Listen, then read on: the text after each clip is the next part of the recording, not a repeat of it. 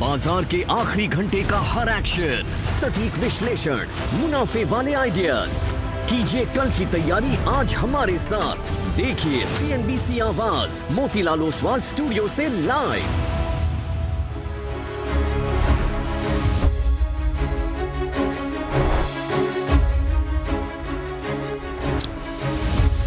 नमस्कार, CNBC आवाज़ Motilal Oswal studio में आप सभी का स्वागत है। भारतीय मार्केट्स के लिए ये लास्ट वाला जो लाइन है ये थोड़ा गलत लग रहा है मुझे, इसको हटा दीजिए प्लीज़। आई थिंक 7% नहीं होगा निफ्टी आईटी आज। इसको ज़रा रिफ्रेश करेंगे प्लीज़। कुछ मुझे यहाँ पर गलती लग रही है, 2% नीचे है निफ्टी आईटी, तो थोड़ा सा गलती है। बेसिक प्लेट दिखाइए ज़रा मार्केट की।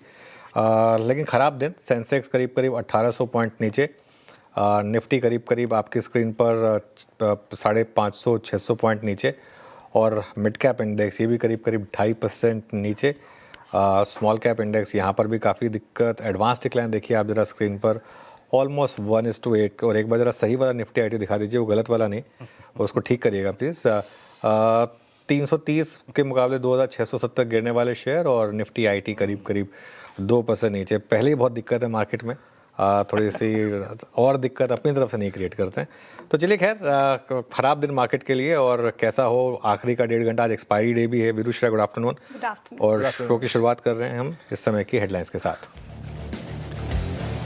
ईरान जंग के और ज़्यादा गहराने की आशंका से बाजार में भारी बिकवाली, 2% से ज़्यादा टूटे निफ्टी और सेंसेक्स। बैंक निफ्टी भी करीब 1000 पॉइंट नीचे।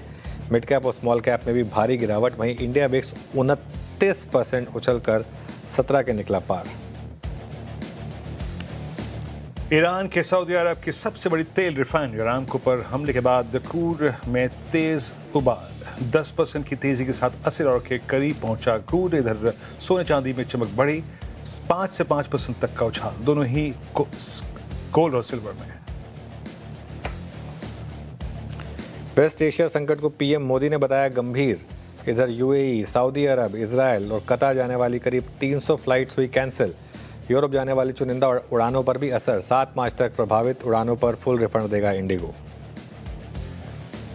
बाजार में आज चौतरफा बिकवाली का मूड। ऑटो और कंज्यूमर ड्यूरेबल शेयरों में आज सबसे ज्यादा गिरावट, 3% ज्यादा टूटे दोनों ही सेक्टर इंडस्ट्रीज। साथ ही रियल्टी, तेल, गैस और केबल मार्केट शेयरों में भी जोरदार गिरावट। अदानी एनर्जी 6.5% ज्यादा गिरावट के साथ वायदा का टॉप लूजर बना। ईरान इजराइल अमेरिका जंग के चलते लार्सन एंड ट्यूब्रो टूटा, शेयर करीब 7% टूटकर निफ्टी का टॉप लूजर बना। कंपनी की कुल ऑर्डर बुक का 37% हिस्सा वेस्ट एशिया से। अदानी पोर्ट में भी 6% की बड़ी गिरावट। आईओसी, एचपीसीएल, बीपीसीएल भी 5% नीचे। ट्रस्ट, ट्रांसपेरेंसी, टीम वर्क और टेक्नोलॉजी, इन चारों फ्रंट्स में सेबी की टीम्स ने सबने मिलके निरंतर हमने रिफॉर्म्स किए हैं, सुधार किए हैं। सेबी चीफ तुहीन कांत पांडे के कार्यकाल का 1 साल पूरा। इस मौके पर उन्होंने CNBC आवाज़ के मैनेजिंग एडिटर अनु सिंघल से की बातचीत। Share market, weekly expiry, MTF IPO जैसे तमाम मुद्दों पर की खुलकर बात। कहा पूरे FNO में नहीं है दिक्कत, FNO बैन के नियमों पर विचार करने का दिया भरोसा। क्लीन मैक्स के शेयर ने निवेशकों को दिया जोर का झटका। बेहद खराब लिस्टिंग, 10% डिस्काउंट पर लिस्ट होने के बाद लगा 20% का लोअर सर्किट। शेयर अब भी करीब 25% नीचे।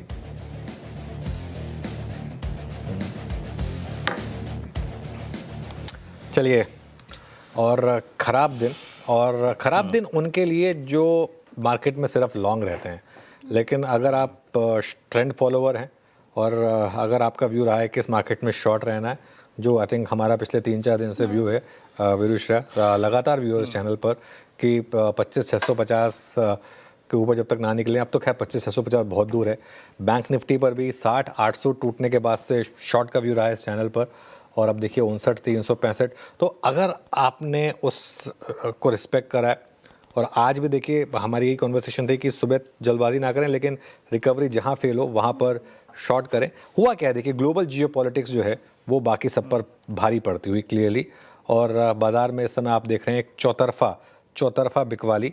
और अब हम बजट डे लो के काफ़ी करीब हैं। एक्चुअली आप मान के चले, प्रैक्टिकली हम वहाँ पर आ गए हैं। 24,571 का लो था।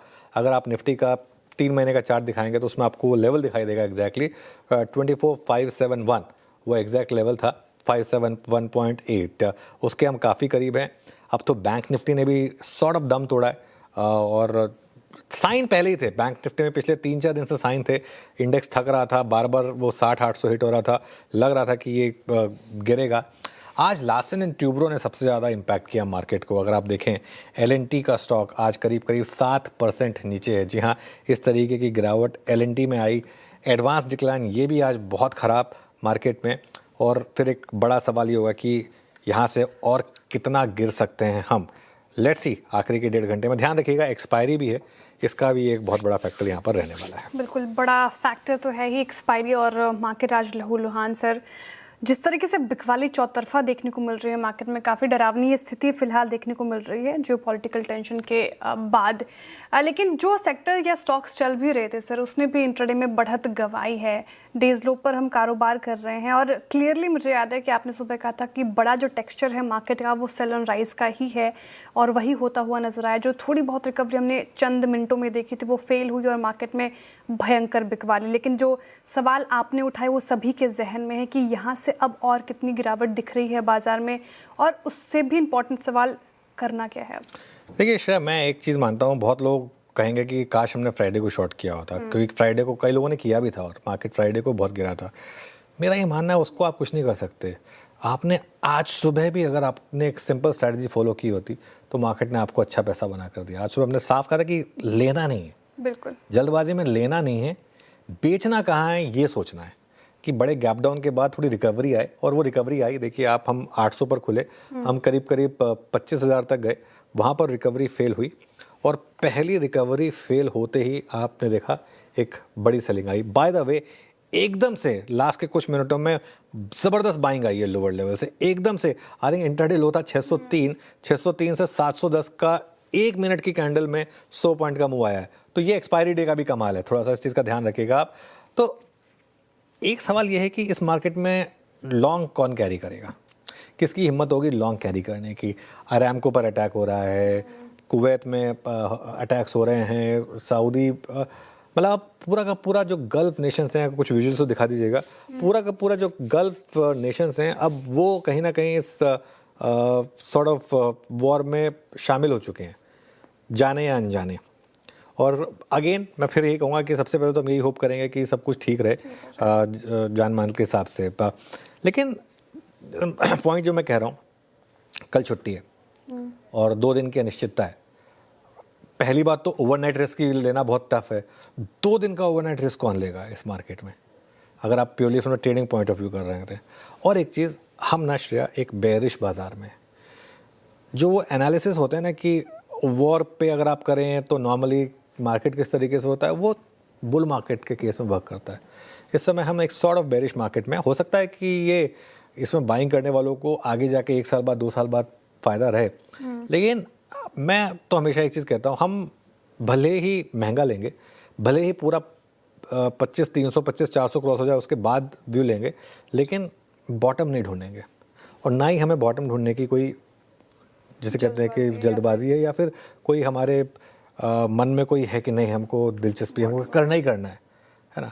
और अगर मार्केट कोई एक्स्ट्रा पैसे नहीं देता आपको, अगर आपने एग्जैक्ट बॉटम पकड़ा, आप जैसे 603 पे ही किसी ने बाय कर लिया हो, वो 1 मिनट में 100 पॉइंट का मूव आ गया, सिर्फ रोबोट्स कर सकते हैं या फिर सेल्फ एक्लेम्ड गुरुज कर सकते हैं, और कोई नहीं कर सकता।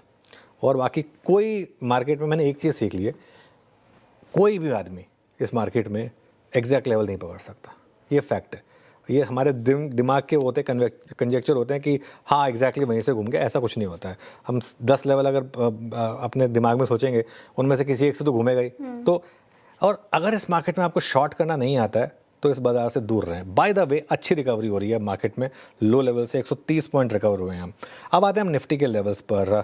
अब एक ही अहम लेवल है बजट दिन का लो, यानी कि 24,571, और कहीं ना कहीं एक सेंस बन रही है कि मार्केट शायद उसी को डिफेंड करने की कोशिश कर रही है।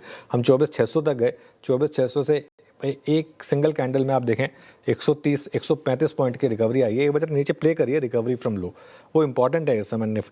निफ्टी में अच्छी रिकवरी आई है डे लो से, वो आपको दिखाई नहीं देगी क्योंकि हम मार्केट में गिरे इतने हैं, लेकिन एग्जैक्ट लोअर लेवल से अगर आप देखें तो अब करीब करीब 140 145 पॉइंट के करीब की रिकवरी आ चुकी है। और जब हमने ये शो की शुरुआत की थी तब हम 24,603 पर थे, अब हम 24,750 पर हैं। ये रिकवरी धीरे धीरे करके थोड़ी इंप्रूव हो रही है। लेकिन ऊपर की तरफ अगर ये लेवल टूट गया, मान लीजिए बजट डे लो टूट गया 24,571, अगर ये टूटा तो फिर इवन 24,000 भी पॉसिबल है।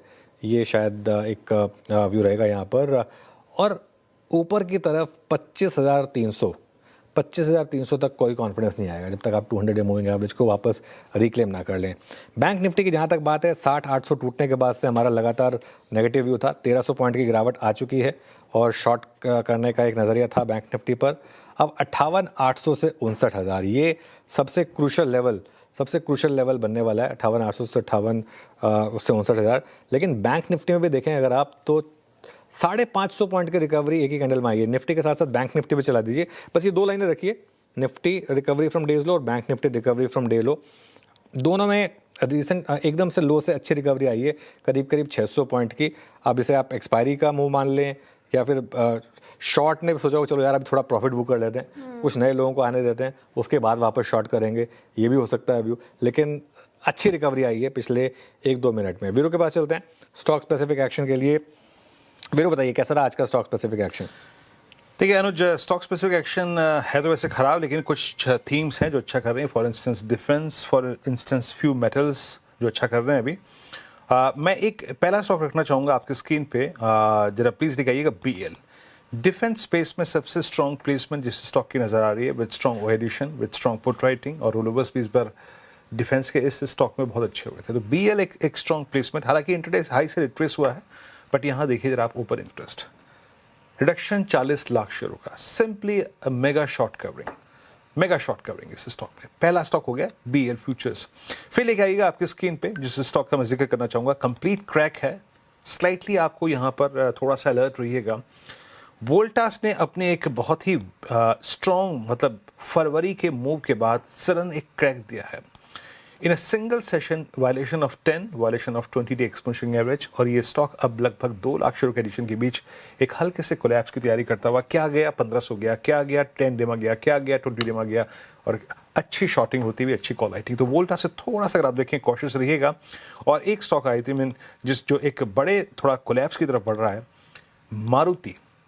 मारुति ने डिफेंड किया था फरवरी के फर्स्ट वीक में जस्ट बजट के पास अपने 200 डे एक्सपोनेंशियल एवरेज को, बट आज ये लेवल भी क्रैक होता हुआ 14,382 200 डे के नीचे। और थोड़ा सा इंप्रेशन अगर आप वीकली पे देखें तो लास्ट टाइम डिफेंड किया था फरवरी फर्स्ट वीक में जिसको, उसको भी सरेंडर करता हुआ, और अब ज़्यादा जो शॉर्टिंग है यहाँ पर शुरू हो गई है। तो ये कुछ काउंटर्स है, याद रखिएगा, but it's too volatile. But Anuj, वो एक हम टीजर भी चला रहे थे ना कि छुपने की जगह क्या है, प्लेस टू हाइड, है ना। अगर आपके पास ऐसा है, आप रिलेटिव स्ट्रेंथ को लोकेट करना चाहते हैं, उस मद्देनज़र क्या सही नज़र आ रहा है? देखिए वीरू, उसमें तो कोई डाउट ही नहीं है कि डिफेंस और मेटल्स ये दो पॉकेट्स हैं। ख़ास तौर से अगर आप देखें डिफेंस, हालांकि डिफेंस भी आज सुबह हमने डिफेंस में भी एक बात ये जरूर की थी कि अगर आपको प्री ओपन में मिल गया तो अलग बात है, ओपन में मत चेज़ करिएगा। और उसके बाद बस वो एक ट्रेड प्ले आउट हुई, लेकिन अभी भी एटलीस्ट ग्रीन में तो है कम से कम, और लोअर लेवल पर रिकवरी भी आ रही है। मेटल्स एक और पॉकेट है, हालांकि मेटल्स में एक चीज़ ध्यान रखिएगा, मेटल्स में अगर ओवरऑल ग्लोबल सेंटीमेंट ही ख़राब हो गया तो फिर आप कुछ नहीं कर पाएंगे उसमें। लेकिन ये दो पॉकेट्स हैं। मुझे लग रहा है Viru pharma as a space ना यहाँ से एक साइन दे रहा है कि एक अगर आपका थोड़ा सा लंबा नज़रिया है तो एक sort of buy on dips approach आप कुछ स्ट्रॉन्ग फार्मास्यूटिकल स्टॉक्स में, स्ट्रॉन्ग हेल्थ केयर स्टॉक्स में कर सकते हैं। वैसे भी इस तरीके की मार्केट में नॉर्मली फार्मा इम्यून होता है, मैंने कई बार देखा है पहले भी। तो फार्मा एक और स्पेस हो सकती है जहाँ पर आप चाहें तो एक अपना व्यू रख सकते हैं। और इसके अलावा तो खैर बाकी आपको देखना होगा कि और आप क्या अप्रोच रख सकते हैं यहाँ पर। लेकिन सेक्टर स्पेसिफिक मुझे लग रहा है कि इस तरीके की अप्रोच जो है वो काम कर सकती है। बाकी उसके अलावा थोड़ा सा हो सकता है कि आपको इस मार्केट में स्टॉक स्पेसिफिक भी होना पड़े। चलिए श्रेया के पास चलते हैं और कार्यक्रम को आगे बढ़ाते हैं। श्रेया जी, सवाल मेरा यही से है जहाँ पे आपने ख़त्म किया सर अपना जवाब स्टॉक स्पेसिफिक। आपने कहा स्टॉक स्पेसिफिक होना है मार्केट में, और इतने साल आपने मार्केट में बिताए हैं सर, इतने सारे वॉर्स देखे होंगे आपने ऑब्वियसली, तो मार्केट कैसे इसको हैंडल करता है और कौन से स्टॉक, अगर स्टॉक स्पेसिफिक रहना है मार्केट में तो वो कौन से स्टॉक्स होंगे? देखिए, स्टॉक स्पेसिफिक अप्रोच जो है ना, वो एक ट्रेडर की कम्प्लीटली अलग होगी, इन्वेस्टर की कम्प्लीटली अलग होगी। अगर आप इन्वेस्टर हैं तो मैं आपको 4-5 नाम बताता हूँ जिनका अर्निंग्स पर इम्पैक्ट नहीं होना चाहिए, जो काफ़ी स्ट्रॉन्ग स्टॉक्स रहे हैं, और जो मुझे लग रहा है कि आपको SIP एक बहुत शानदार अप्रोच रह सकती है। वो मेरे ऑल टाइम फेवरेट स्टॉक्स रहे हैं पहले भी। SBI, TVS मोटर, और आप चाहें तो उसमें थोड़ा सा भारती एयरटेल। ये 3-4 नाम होंगे जो from investor point of view अगर आप चाहें तो इनको फोकस में रख सकते हैं। अगर आप ट्रेडर हैं तो इस समय आपको बहुत ही केयरफुल रहना है। शॉर्ट के आइडियाज़ ढूंढने हैं अगर आप ट्रेडर हैं तो। अच्छा। और शॉर्ट करने के लिए आपको निफ्टी, बैंक निफ्टी दोनों अपने आप में, और उसके अलावा IT मुझे लग रहा है अभी भी इवन एट दीज लेवल्स, मेरा ये मानना है कि पिछले 2 दिन की रैली से मैं बिल्कुल भी शॉर्ट नहीं था। और इसके अलावा मुझे लग रहा है कि थोड़ा सा आप LNT को अवॉइड करें शॉर्ट करने से, क्योंकि ये बहुत ज़्यादा गिर चुका है LNT, थोड़ा उसको बचें। चलिए काम करते हैं, आप आज के कुछ फिसड्डी स्टॉक्स और रफ्तार के घोड़े स्टॉक्स डिस्कस कर लेते हैं, फिर आगे बढ़ेंगे। फिसड्डी स्टॉक में सबसे ऊपर लार्सन एंड ट्यूब्रो, जैसा हमने हेडलाइन में बताया, खाड़ी देशों में बहुत बड़ा बिजनेस है LNT का। इनका हाइड्रोकार्बन बिजनेस जो है पूरा का पूरा वो वहीं से आता है। 6% नीचे क्लीन मैक्स। एक बार फिर से मार्केट ने आपको बताया कि क्यों आपको IPO इन्वेस्टिंग नहीं करनी है इस बाज़ार में। लोअर सर्किट पे था ये, अभी थोड़ी रिकवरी आई है यहाँ पर, लिस्टिंग के दिन ही क्लीन बोल्ड हुआ। इसके अलावा सुजलॉन में लगातार एक तरफा बिकवाली है और अब ये 52 वीक लो पर है। और इंटरग्लोब एविएशन जिसने अपना हाल का लो भी तोड़ा, और एक तो सेक्टर में थोड़ी सी अनिश्चितता, फ्लाइटें कैंसिल हो रही हैं, दूसरा ब्रेंट क्रूड का ऊपर आना, आई थिंक अगर 80 के ऊपर ब्रेंट क्रूड जाएगा।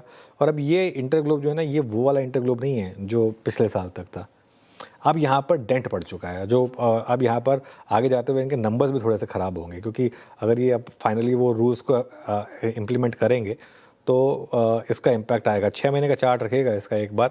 मेरे ख्याल से बहुत समय के बाद इस स्टॉक में अब करीब 30% के करीब की करेक्शन हुई है। अब आते हैं रफ्तार के घोड़े स्टॉक्स पर। इनमें सबसे ऊपर तेजस नेटवर्क्स, 5G इक्विपमेंट ऑर्डर मिला और ज़बरदस्त तेज़ी है, और 3 सेशन में 40% चला। इनफैक्ट आज देखिए आप, इतनी वीक मार्केट में भी 10% ऊपर है ये। सिल्वर ETF सारे के सारे, चांदी की कीमतें दौड़ी तो ऑब्वियसली ETFs भागेंगे। प्लस वो ETF पे रूल चेंज हुआ है कि अब आप डोमेस्टिक प्राइसेस को ही देखेंगे।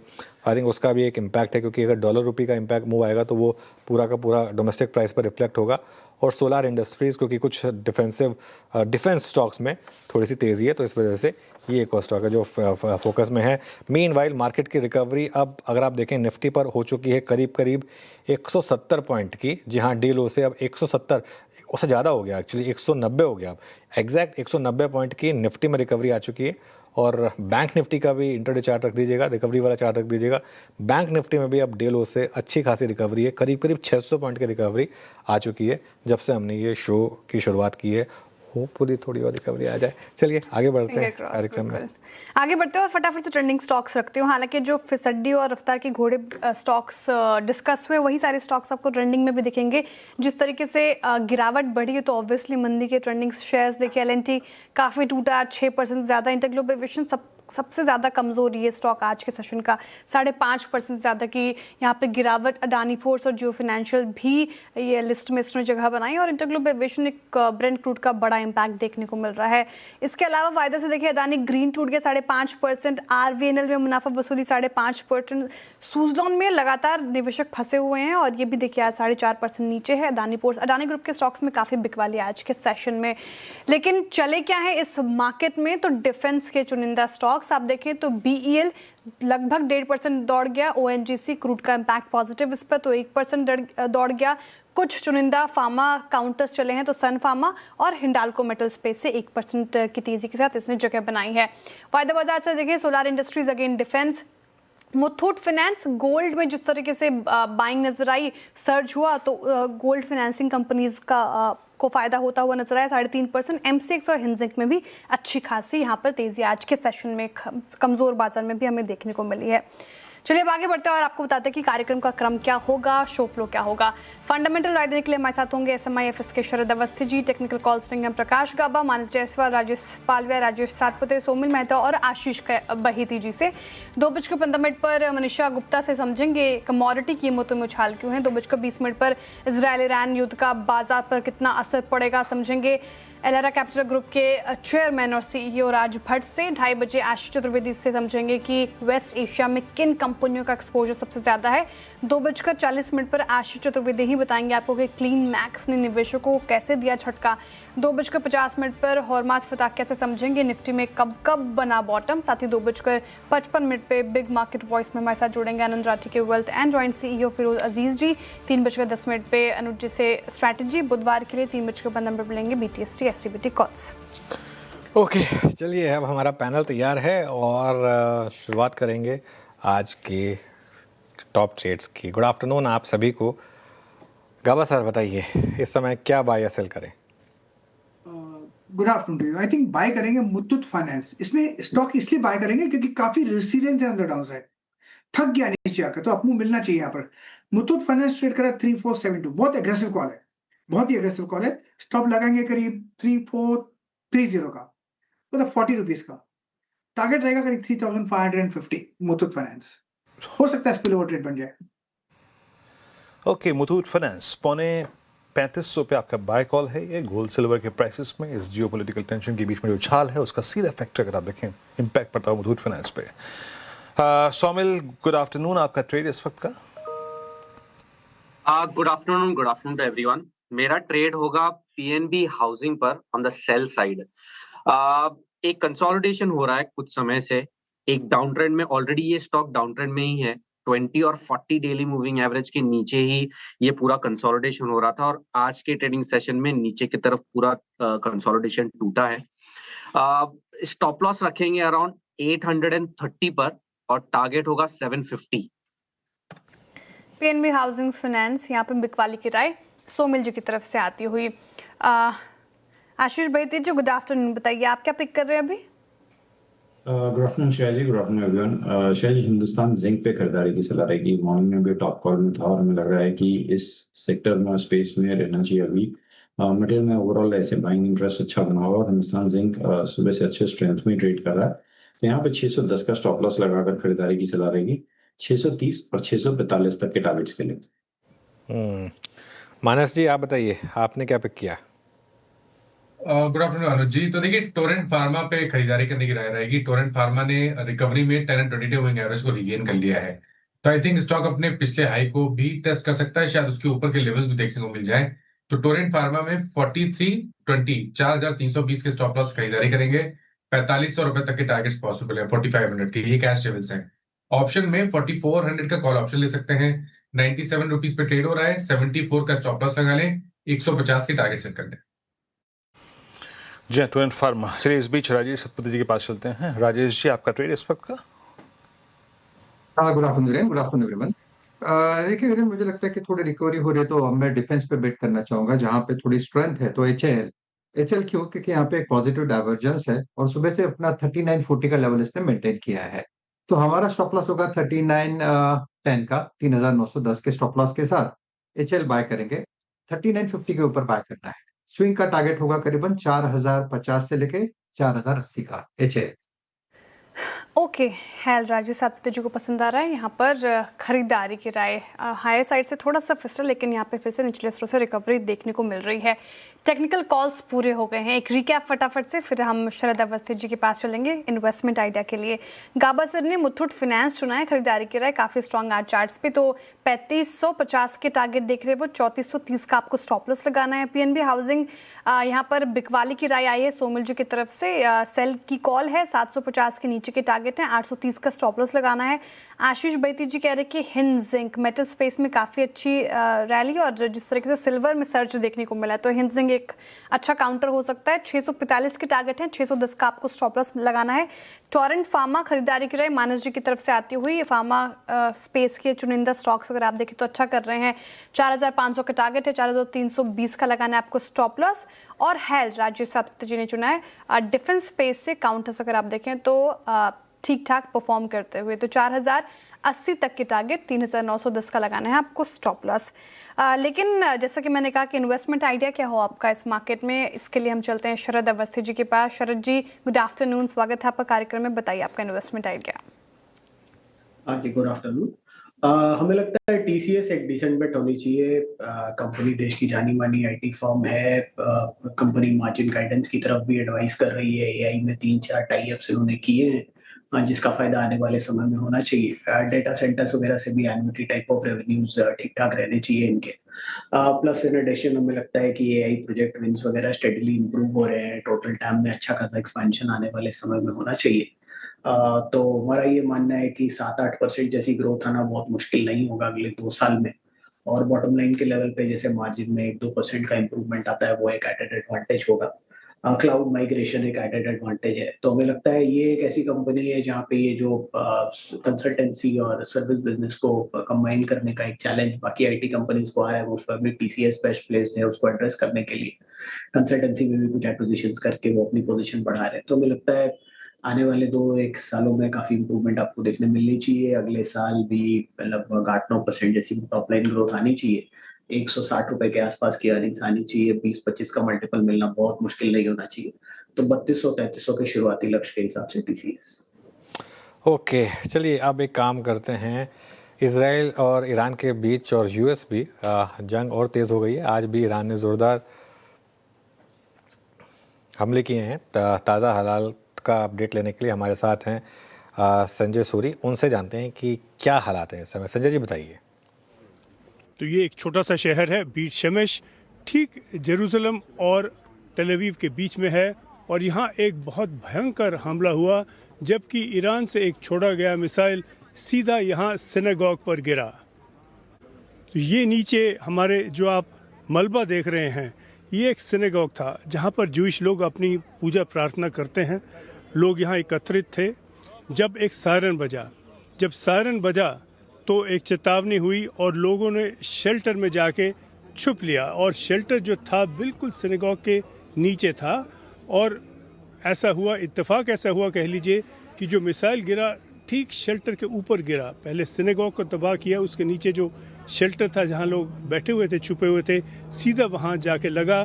10 लोगों ने वहाँ पे शरण ली या शरण लेने की कोशिश की, सभी मारे गए। संजय जी अपना ध्यान रखिएगा प्लीज़, और थैंक यू सो मच। और देखिए असली जर्नलिज्म तो संजय जी कर रहे हैं, हम तो अपना यहाँ पर एसी के कंफर्ट में बातें करते हैं, लेकिन जो ग्राउंड पर हैं वो असली रिपोर्टर्स हैं।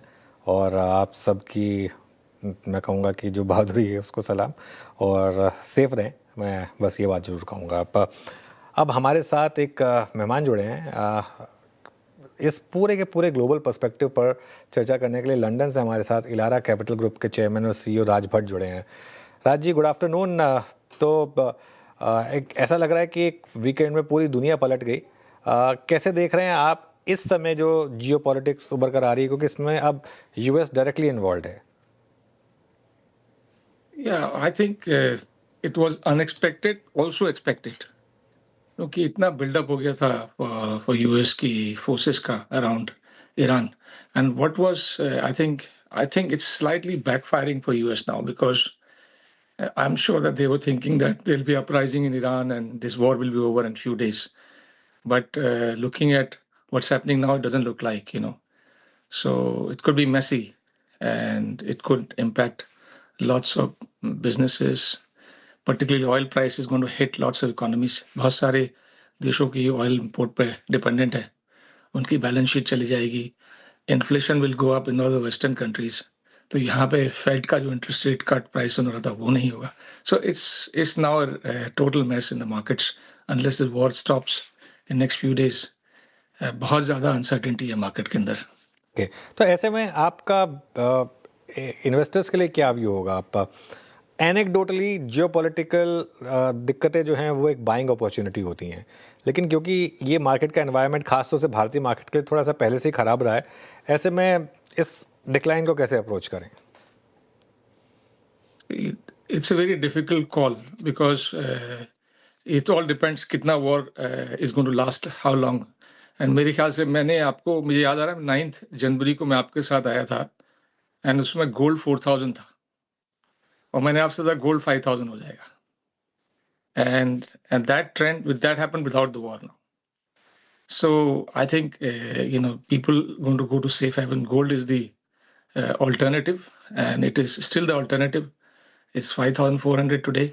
It might hit 6,000 also. You never know, because gold is a real buying. Silver is a lot of speculation silver, but gold is all the central bankers are buying gold. And obviously people have to move to defensives and cash. That's what I will say in this time. So defensives में आपके normal staple pharma ये companies हैं जहाँ पे it does not impact them because of the war. Otherwise, very uncertain scenario. So either you move to precious metals or move to cash. अच्छा राज sir, नमस्कार, वीरेंद्र बोल रहा हूँ. मैं इंडिया के प्रोस्पेक्टिव से अगर आप बात करें, हमारे लिए दिक्कत क्या है कि हम पहले से ही अंडर परफॉर्म कर रहे थे, but at least in last I think 2 years हमारे पास एक कंफर्ट था. Crude was settling around 65 and 68 70.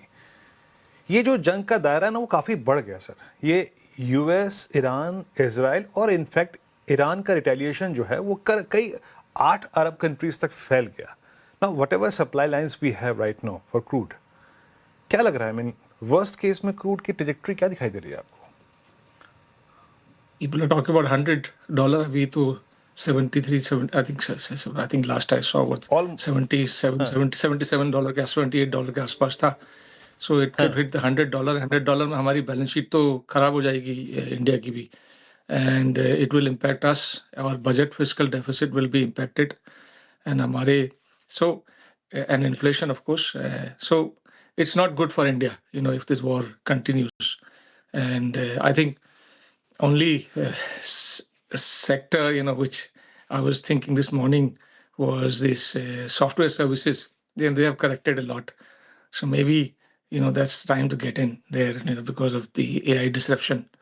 There have been significant correction in their prices. But I don't see, right now this is, unless you have clarity, तब तक आप market में क्यों पैसा लगाएंगे? It's a risk. Punter will obviously say, I will take a punt, but it's a punt. You don't know when this war is going to end. Because it looks like it's escalating right now. Today I heard this. Lebanon also, new front has started. Then there's a news that Saudi refinery has been hit. And the only, I think, only country which has really managed well is, I would say, China has been building a lot of strategic oil reserves.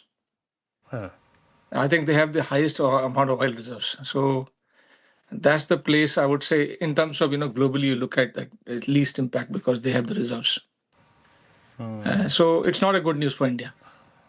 या but आपके प्रश्न के मतलब आपके उत्तर में एक ही silver lining मेरे को जो नज़र आई सर कि enough price damage has been done in IT. मेरे जहन में यही आया कि पूछूं, ओ रियली, क्या वाकई मतलब आईटी में इतना प्राइस डैमेज आ चुका है कि you are getting constructive, you are getting bullish, और या फिर एटलीस्ट यहाँ पे स्टेबल हो जाएगा आईटी, आप ही कहने में सक्षम है क्या? Yeah, I think I like IT services these prices because if I'm looking at 2 big companies, Infy and TCS, and they had significant correction, and so far their business has not been impacted by AI, which was the news on which they corrected. And from the commentary you talk to these companies, analysis and all that, I think AI could be a game changer for them. They might be, their business might be positively impacted.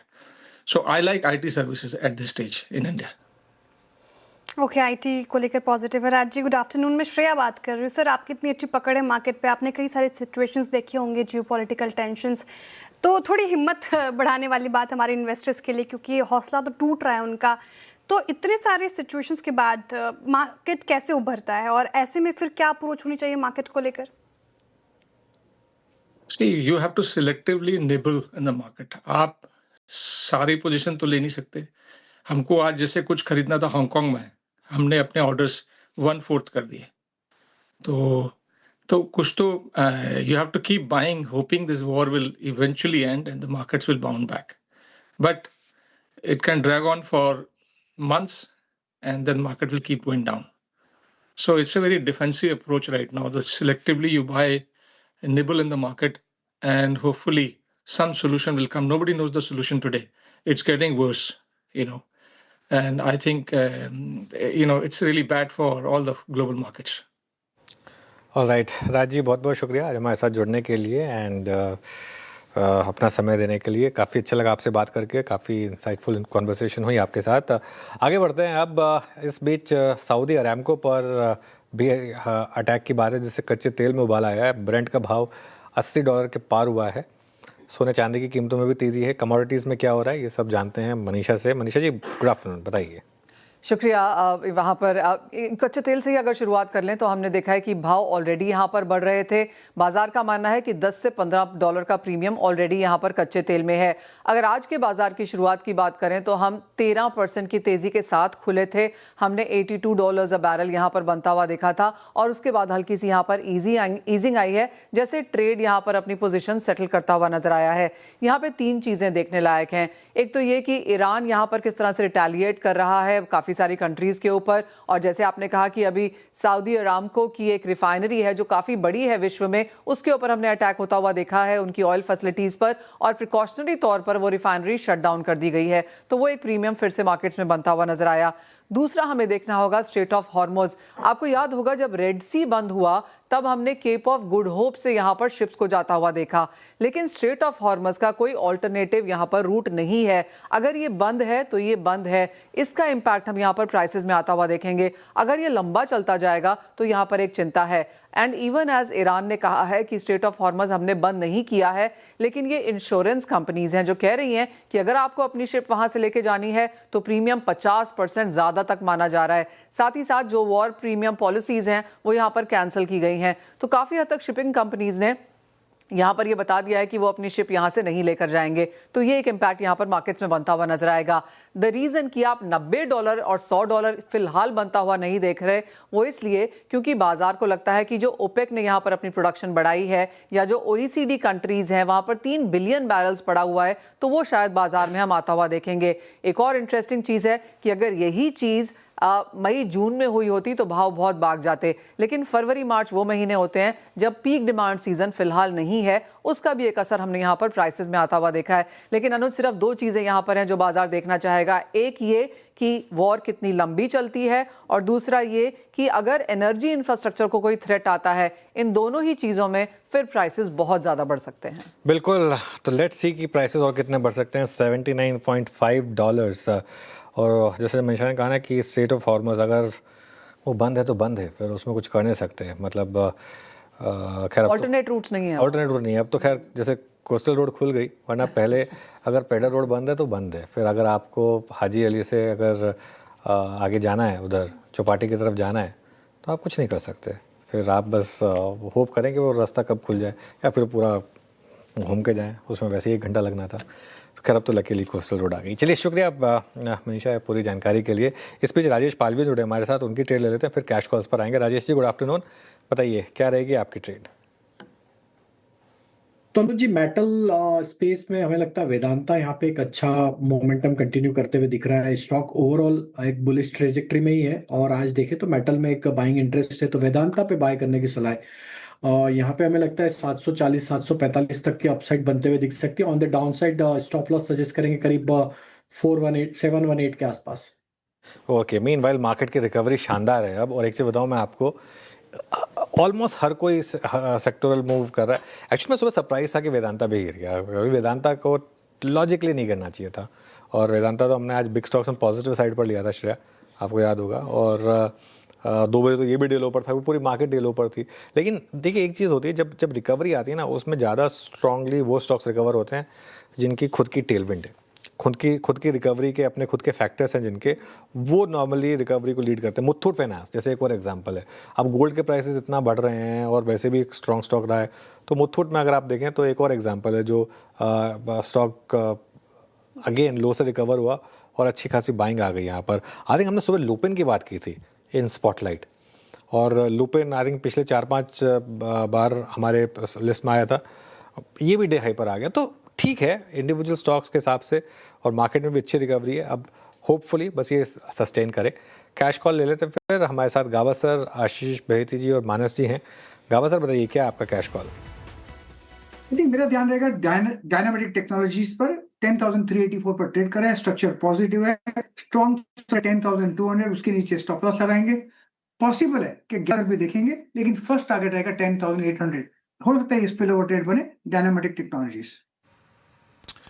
डायनामेटिक technologies 10,384 पे आपका bye call. मानस आपका trade क्या रहेगा cash में? तो देखिए Virendra ji, Sterlite technologies पे खरीदारी करने की राय रहेगी। ट्रेंड यहाँ पर पहले से ही पॉजिटिव बना हुआ था, हायर टॉप्स हायर बॉटम्स का ट्रेंड है। आज हमें एक फ्रेश ब्रेकआउट चार्ट पे देखने को मिला है, तो इसमें करंट लेवल्स पे खरीदारी करेंगे।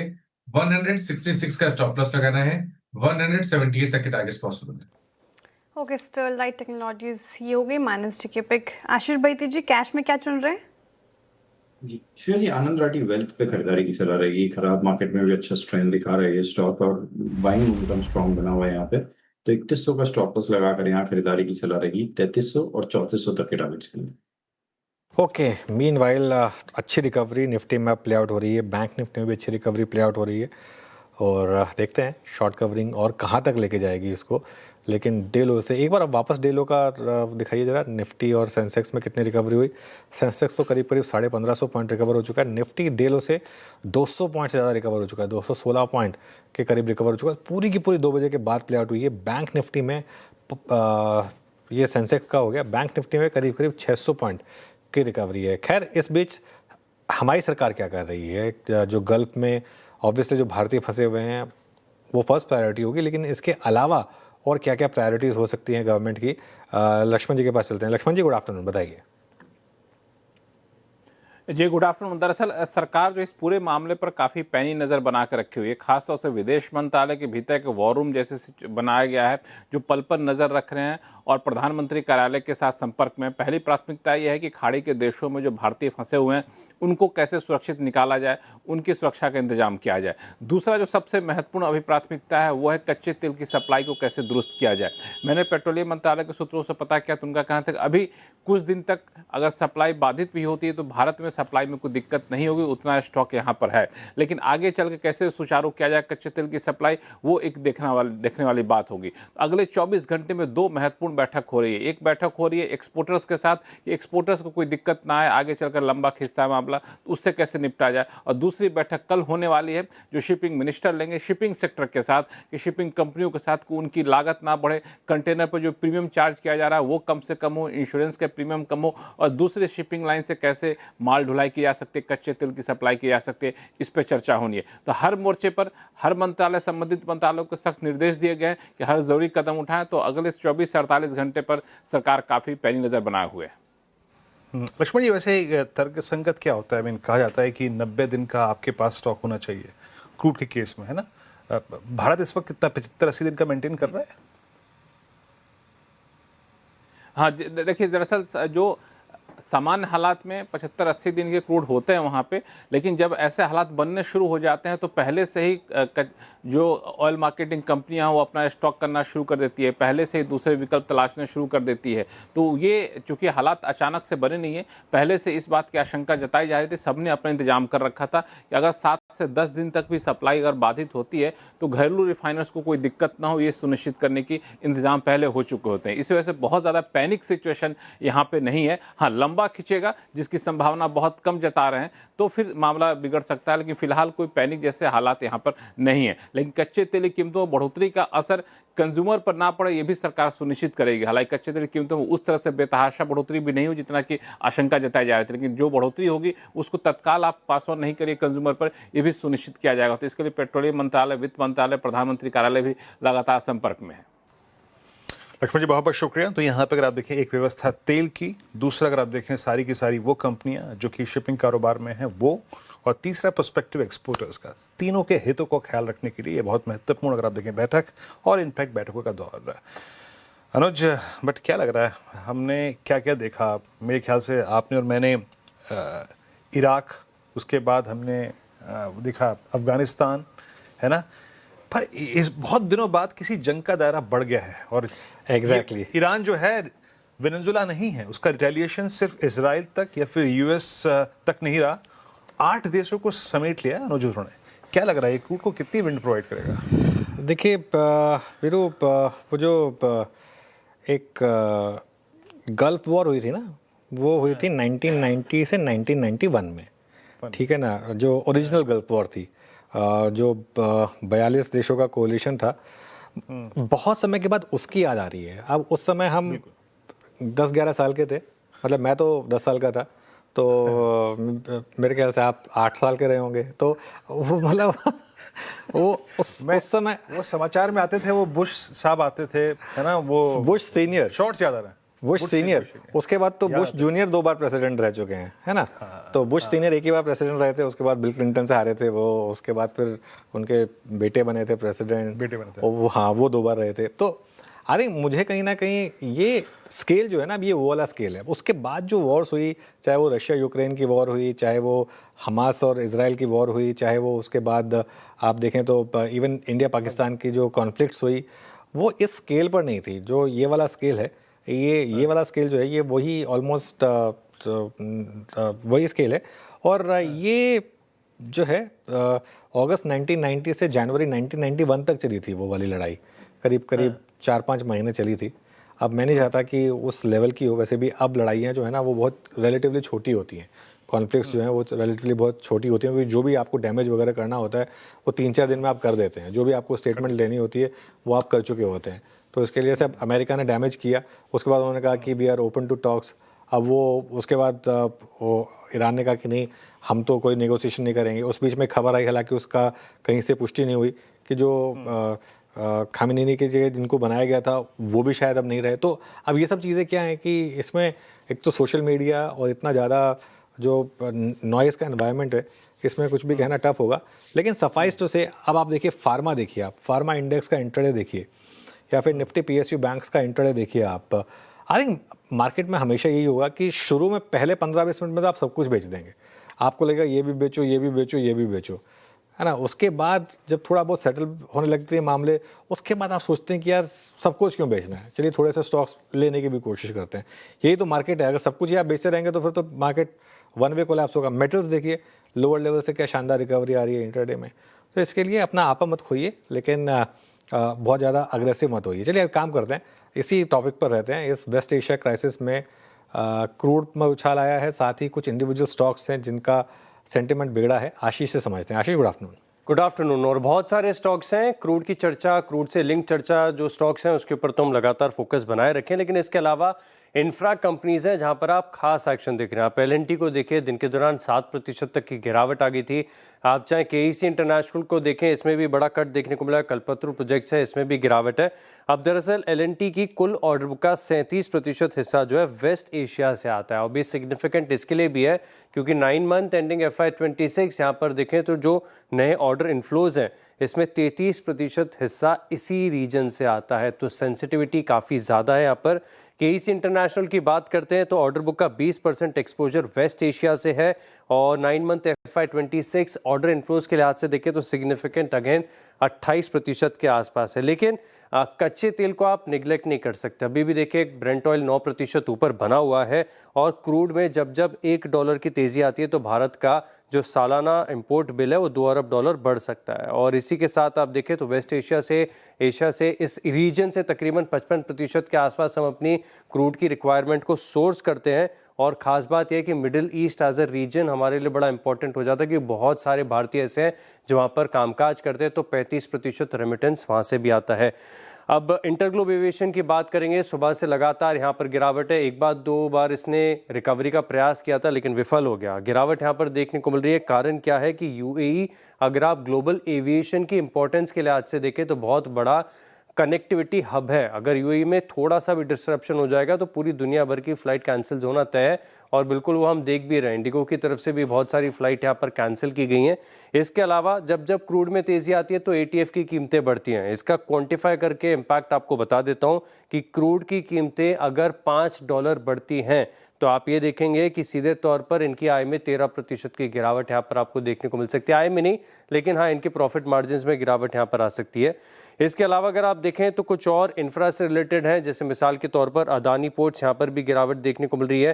अब इजराइल में जो हाइफा पोर्ट है वो ये ऑपरेट करते हैं, स्टेट ऑफ हॉर्मुज। यहाँ पर हम देख रहे हैं कि जो डिसरप्शन है इसका भी एक बड़ा इम्पैक्ट है, स्टॉक में बड़ी गिरावट आपको देखने को मिल रही है। और ऑयल मार्केटिंग कंपनीज, इसको तो आप इग्नोर कर ही नहीं सकते क्योंकि क्रूड में 9% की तेजी है, और इसी के चलते देखिए तो BPCL, IOC, HPCL सब में 3 से 5% की गिरावट आपको देखने को मिल रही है। $1 अगर क्रूड की कीमतें बढ़ती हैं तो एबिटा में 7 से 9% की गिरावट आ जाती है। $70 के पार निकलते ही ब्रेंट क्रूड में अगर $1 की तेज़ी आती है तो इनके जो ग्रॉस मार्जिन है इसके ऊपर 55 पैसे प्रति लीटर का इम्पैक्ट यहाँ पर आपको देखने को मिलता है। एक और छोटा सेक्टर है लेकिन सिग्निफिकेंट है। दरअसल ईरान में बासमती राइस की बहुत बड़ी मांग है, बड़ा मार्केट है, और अब तक ये ट्रेड हो रहा था वाया UAE। अब आगे जाके पता नहीं कैसे ट्रेड होगा, लेकिन मार्केट साइज और एक्सपोर्ट्स के लिहाज से बड़ा सिग्निफिकेंट है। तो अब LT फूड्स और KRBL इन स्टॉक्स पर भी नज़र रखनी पड़ेगी। ऑलराइट, इन सब स्टॉक्स पर नज़र रहेगी। शुक्रिया आशीष ये सारी की सारी जानकारी सामने रखने के लिए। इसमें जो बात आशीष ने कही ना कि वो एविएशन, देखिए एविएशन के हिसाब से बहुत इंपॉर्टेंट है, क्योंकि अगर आप वर्ल्ड का मैप देखें, वैसे खैर दुनिया गोल है, अगर आप एटलस में देखेंगे तो मिड पॉइंट कहीं भी हो सकता है ना, डिपेंडिंग ऑन कहाँ से आप स्टार्ट करते हैं। लेकिन अगर आप वो एटलस देखेंगे तो अगर हम एक अजम्पशन लेते हैं कि सनराइज जापान से होता है और वो एंड जो वेस्ट होता है, ईस्ट और वेस्ट, उसके बीच में क्यों मिडिल ईस्ट टर्म क्यों यूएस यूज़ करता है, क्यों हम वेस्ट एशिया कहते हैं, क्योंकि यूएस के लिए वो मिडिल है, ईस्ट का एकदम मिडिल है, हमारे लिए तो वो हमारे वेस्ट में तो वेस्ट एशिया, तो इसके लिए तो ये खैर इस समय आपके लिए कुछ स्टॉक्स जो फोकस में रहेंगे। चलिए श्रेया, धमाकेदार ऑप्शंस ले लेते हैं। जी, धमाकेदार ऑप्शंस लेंगे और फिर कुछ स्टॉक्स पे भी चर्चा करेंगे, लेकिन धमाकेदार ऑप्शंस के लिए हमारे साथ हैं मानस जी, आशीष भैती जी और राजेश पालविया जी। मानस जी बताइए, ऑप्शंस में क्या पिक कर रहे हैं? तो देखिए, ऑप्शन में ट्यूब इन्वेस्टमेंट पे ध्यान है, जहां पर पहले से ही ट्रेंड पॉजिटिव था, हाई टॉप साइड बॉटम बन रहे थे। 200 डे मूविंग एवरेज स्टॉक ने टेस्ट किया, पैटर्न पॉजिटिव है, तो आप उम्मीद कर सकते हैं कि 200 डे मूविंग एवरेज को ब्रेक करके और रैली देखने को मिल सकती है। इसलिए जो 2800 वाला कॉल ऑप्शन 109 रुपए पे ट्रेड हो रहा है, उसमें 84 के स्टॉप लॉस से खरीदारी करने की राय रहेगी। 160 तक के टारगेट्स पॉसिबल है। ओके, ट्यूब इन्वेस्टमेंट 2821 पर ट्रेड करता हुआ ये ऑप्शन लगभग 2800 की कॉल आपको पिक करनी है एट द मनी। आशीष बैती जी, आपका ट्रेड क्या रहेगा? जी, आरबीएल बैंक एक स्ट्रेंथ में था काउंटर, लेकिन आज 20 डे के नीचे स्लिप हुआ और मुझे लग रहा है कि इसे पुट के थ्रू चेज करना चाहिए। तो यहाँ पे पुट में खरीदारी की सलाह रहेगी। 310 के जो पुट है उसमें पोजीशन बनाई जा सकती है। 9.5 रुपए के करीब ट्रेड कर रही है। जो स्टॉप लॉस इसमें मेंटेन करना, 6 रुपए का ऐसे मेंटेन करना, ऊपर में 15 और 18 रुपए तक के टारगेट इसमें देखे जा सकते हैं। ओके, राजेश पालवी जी के पास चलते हैं। राजेश जी बताइए, आपने क्या पिक किया ऑप्शंस में? टोनो जी, यहाँ पे हमें लगता है अपोलो हॉस्पिटल में फोकस किया जा सकता है। स्टॉक एक अप ट्रेंड में है और नीचे से एक अच्छा पुल बैक भी बनते हुए दिख रहा है, तो 7800 की स्ट्राइक का कॉल ऑप्शन बाय करने की सलाह है। हमें लगता है ओवरऑल स्ट्रेंथ है स्टॉक में, तो यहाँ पे स्टॉक में एक मोमेंटम कंटिन्यू होगा हायर साइड का, तो यहाँ पे पुट कॉल में बाय करना है 7800 के, और अपसाइड के टारगेट इस कॉल ऑप्शन के एक्सपेक्ट कर रहे हैं 215 220 की तरफ। On the downside stop loss suggest करेंगे करीब 155 रुपए का। ओके, चलिए सारे ऑप्शन ट्रेड हो गए। अच्छा, वैसे हम बात कर रहे थे, एक बार गाबा सर को भी रखिएगा स्क्रीन पर, बात कर रहे थे श्रेया की 1990 में गल्फ वॉर हुई थी, तो मुझे याद है कि मैं स्कूल में था तब, मैं 10 साल का रहूँगा, जैसे मैंने कहा कि वीरू शायद 8 साल के रहे होंगे, आप तो शायद पैदा भी नहीं हुई थी, तो आपने तो खैर हिस्ट्री की बुक में पढ़ा होगा उसको, लेकिन गाबा सर को अच्छे से याद होगी गल्फ वॉर, है ना गाबा सर, 1990 वाली? जी जी बिल्कुल याद है। उसके पहले वाली जो तख्ता पलटा था खुमैनी साहब का 79 में हुआ था, मुझे एग्जैक्ट डेट याद नहीं है लेकिन 79 में हुआ था। उसके पहले ओपेक था, ओपेक ने उन्होंने ऑयल राइज किया था, ऑयल का फ्यूल प्राइस मेरे ख्याल से या ऑयल का रेट बढ़ाया था और थ्रेटन भी किया था शाह ईरानी कि और भी करूंगा। आई थिंक 4 नेशंस साथ में हो गए थे, इसलिए वो तख्ता पलट हुआ था। वो खुमैनी साहब को ले आए थे, वो तभी फ्रांस में थे शायद, उनको ले आए और ओवरनाइट वो रिवोल्यूशन हुआ यहाँ पर। वो तो फिर मुझे आर्गो वापस देखनी पड़ेगी। वो अगर शाह साहब को उतना दिखा पीछे दिया जाएंगे तो वो शाह वाली बात के लिए तो इतना पीछे जाएंगे तो आर्गो देखनी पड़ेगी। लेकिन हाँ, मैं 1990 की बात कर रहा था, तो याद होगी आपको। मुझे याद है, बिल्कुल याद है, गल्फ वॉर में गए थे, बिल्कुल याद है, कुवैत का याद है मुझे, इराक की Recent memory। बिल्कुल याद है, अच्छी तरह याद है मुझे। एग्जैक्ट डेट्स याद नहीं, लेकिन याद है मुझे। मुझे एक बात याद है, एक बहुत अच्छे इकोनॉमिस्ट थे, मैं कोई उनसे बात कर रहा था, तो उन्होंने पूछा था कि Indian economy is very strong. हमारे यहाँ पर शार्प रिएक्शन आया था, बोला this is the sharp reaction, basically means the economy is not strong. He was an economist of London bank of England, मुझे ध्यान नहीं उनका नाम, आई वाज विद उस समय मैं था उधर। ये 84 या 85 की बात है शायद। Okay Gaba sir, thank you बताने के लिए, मुझे मेरे ज्ञान में इजाफा करने के लिए। वैसे गाबा सर, सवाल मेरा आपसे एक्चुअली मुथूट फाइनेंस पे था। काफ़ी अच्छी ट्रेड साबित हुई आपकी। एक बार रिविजिट करें क्या मुथूट फाइनेंस को? लगभग अब 4% अप। देखिए, मुथूट फाइनेंस का जो चार्ट है ना, बहुत ही गिरने के बाद एक रेसिलियंस मिला है, इसलिए मैंने चुना है। नहीं तो इतनी गिरावट के बाद रेसिलियंस नहीं मिलता है। यहाँ पर एक सेटअप के हिसाब से एक अपमूव मिला हुआ है। यहाँ पर मेरे ख्याल से 3400 का स्टॉप लगा है, तो मेरे ख्याल से एक्चुअली जो स्ट्रेच हुआ है उसके हिसाब से 3600 भी जाना चाहिए। It's a matter of time, खाली मार्केट साथ दे रहे। तो ये है, मार्केट रेड है लेकिन फिर भी यहाँ पर ग्रीन है, तो आई think it's Muthoot finance. Okay, चलिए काम करते हैं, 4 का चौका ले लेते हैं अब, क्योंकि मार्केट में रिकवरी तो अच्छी खासी है और अब अच्छी रिकवरी है एक्चुअली, अगर आप देखें निफ्टी में।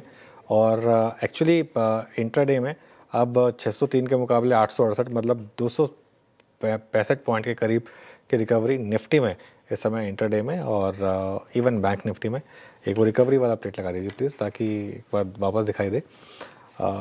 सिर्फ मेरे मैथ पे मत कॉन्फिडेंट रहिएगा, थोड़ा सा दर्शकों को दिख जाए तो ज़्यादा अच्छा रहेगा। हाँ, चलिए अब काम करते हैं, 4 का चौका की शुरुआत करेंगे। सस्ता ऑप्शन मानस जी से लेंगे, उसके बाद राजेश पालवे जी के पास चलेंगे एफएनओ सुपरस्टार के लिए, सौमिल के पास चलेंगे हम चार्ट का चमत्कार ट्रेड के लिए, और शरद के पास मिड कैप फंडा के लिए। तो मानस जी बताइए आपका सस्ता ऑप्शन। तो देखिए, फार्मा स्टॉक्स पे ही ध्यान है। टोरेंट फार्मा को पहले मैंने रिकमेंड किया था, और सिप्ला पे भी ध्यान देना चाहिए, क्योंकि सिप्ला ने अपने 10-20 मूविंग एवरेज को रीगेन कर लिया है। तो 1350 का कॉल ऑप्शन सिप्ला का जो 31 रुपए पे ट्रेड हो रहा है, उसमें खरीदारी करने की राय रहेगी। 24 रुपए के स्टॉप लॉस से इसमें खरीदारी करेंगे, 45 रुपए तक के टारगेट पॉसिबल है। ओके, सिप्ला की 1350 की कॉल है। राजेश पालवे जी के पास चलते हैं, फिर सुपरस्टार के लिए। राजेश जी क्या पिक कर रहे हैं? वीरेंद्र जी, फार्मा पे ही फोकस है। सन फार्मा यहाँ पे पसंद आ रहा है। स्टॉक में जो आज डिप लिया था वो ऑलमोस्ट 20 डे मूविंग एवरेज के आसपास से सपोर्ट लेके वापस से डे हाई की तरफ ही स्टॉक ट्रेड करते हुए देखने को मिल रहा है। हमें लगता है सन फार्मा वापस अपना अप ट्रेंड रिज्यूम करते हुए देखने को मिल सकता है, और यहाँ पे हम टारगेट एक्सपेक्ट कर रहे हैं 1790 1810 की तरफ on the downside. Stop loss होगा करीब 1740 के आसपास। डेज हाई पर सन फार्मा, ये एफएनओ में पिक होगी राजेश पालवे जी के। चार्ट के चमत्कार के लिए सोमिल जी क्या चुन रहे हैं? चार्ट के चमत्कार के लिए मैं चुन रहा हूँ ओबेरॉय रियलिटी। ओबेरॉय रियलिटी में एक फ्लैग पैटर्न नीचे की तरफ टूटा है। On the hourly chart consolidation है। On the daily chart 2040 daily moving average पे रेजिस्टेंस लिया है, और फिर से एक डाउन ट्रेंड शुरू हुआ है। ऑलरेडी एक डाउन ट्रेंड में है on the medium term charts. Stop loss रखेंगे 1540 पर, और टारगेट नीचे में होगा 1400। Okay, Oberoi realty. चलिए अब चलते हैं मिड कैप फंडा के लिए शरद जी के पास। शरद जी बताइए आपने क्या पिक किया? जी, हमारा आज का मिड कैप फंडा होगा Piramal finance. Recently mergers rearrangements के बाद लगभग कंपनी काफी डिसेंटली पोजीशनड है। लेगेसी बुक काफी कॉन्ट्रैक्ट हो गई है, रिटेल पे फोकस ज्यादा है, और हमारा ये मानना है कि कंपनी भी जो गाइड कर रही है अगले 2 साल आसानी 2-3 साल 25-26% जैसी AUM ग्रोथ आनी चाहिए, जिसकी वजह से बॉटम लाइन में काफी बढ़िया उछाल देखने को मिलनी चाहिए। और रिटेल बुक में सिक्योरिटाइज्ड बुक भी काफी बड़ी है, और ग्रेजुअली वो बुक बढ़ती जा रही है। तो हमें लगता है NPA साइकिल भी काफी कंट्रोल में रहेगा। 90 डे DPD नए बिजनेस के लिए शायद 0.8% के भी नीचे है, तो हमें लगता है NPA साइकिल भी काफी पॉजिटिव रहेगा। तो रिटर्न रेशियोज में लगातार इंप्रूवमेंट होनी चाहिए। अगले साल की अर्निंग 100 रुपए के आसपास आनी चाहिए। अभी 1200-1250 की बुक वैल्यू है, तो अगले साल की बुक वैल्यू 1300-1350 के आसपास होनी चाहिए। 2 टाइम का प्राइस टू बुक मिलना बहुत मुश्किल नहीं होना चाहिए। तो 2526 के शुरुआती लक्ष्य के हिसाब से Piramal finance. Okay, Piramal finance अच्छा लग रहा है शरद जी को मिड कैप फंडा के लिए। एक रिकैप 4 का चौका का फटाफट से रख देते हैं आपके लिए स्क्रीन पर। सस्ता ऑप्शन के साथ हमने शुरुआत की, मानस जी की तरफ से आया, और सुझाया गया सिप्ला फार्मा स्पेस से 1350 का कॉल लेना, आपको टारगेट 45 और 24 का स्टॉप लॉस लगाना है। राजेश पालवे जी कह रहे हैं कि सन फार्मा अच्छा कर रहा है फार्मा स्पेस से, तो 1810 के टारगेट के लिए चेज कर सकते हैं। 1740 का लगाना है आपको स्टॉप लॉस। चार्ट का चमत्कार के लिए ओपरा रियल्टी बिकवाली की राय। सोमिल जी की तरफ से रियल्टी पैक काफी कमजोर, नीचे के 1400 के टारगेट है, 1510 का लगाना है स्टॉप लॉस। मिड कैप फंडा के लिए अभी शरद जी ने पिरामल फाइनेंस चुना है 2600 के शुरुआती लक्ष्य के लिए, खरीदारी की राय इनकी तरफ से। अच्छा, अब फिसदी स्टॉक्स में चर्चा हो रही थी क्लीन मैक्स की, एक बार चार्ट लेकर आएगा स्क्रीन पर। आज इसकी लिस्टिंग थी, लिस्टिंग तो खराब हुई ही, और लिस्टिंग के बाद अगर आप देखें तो शेयर में करीब 20% का लोअर सर्किट लग गया। अब सवाल ये कि निवेशकों को इनफैक्ट कितना झटका लगा, ये समझते हैं आशीष से। आशीष बताइए, क्लीन मैक्स एक अनदर एग्जाम्पल।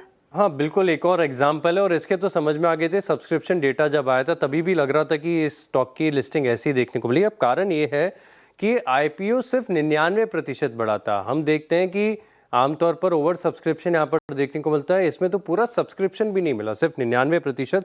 एक बार स्क्रीन पर लेकर आता हूँ कि सभी कैटेगरीज में किस प्रकार के सब्सक्रिप्शन यहाँ पर आपको देखने को मिले। तो एंकर बुक अगर आप देखें तो यहाँ पर सिर्फ 1 टाइम्स है, QIB में 3 टाइम्स है, NI 57% है।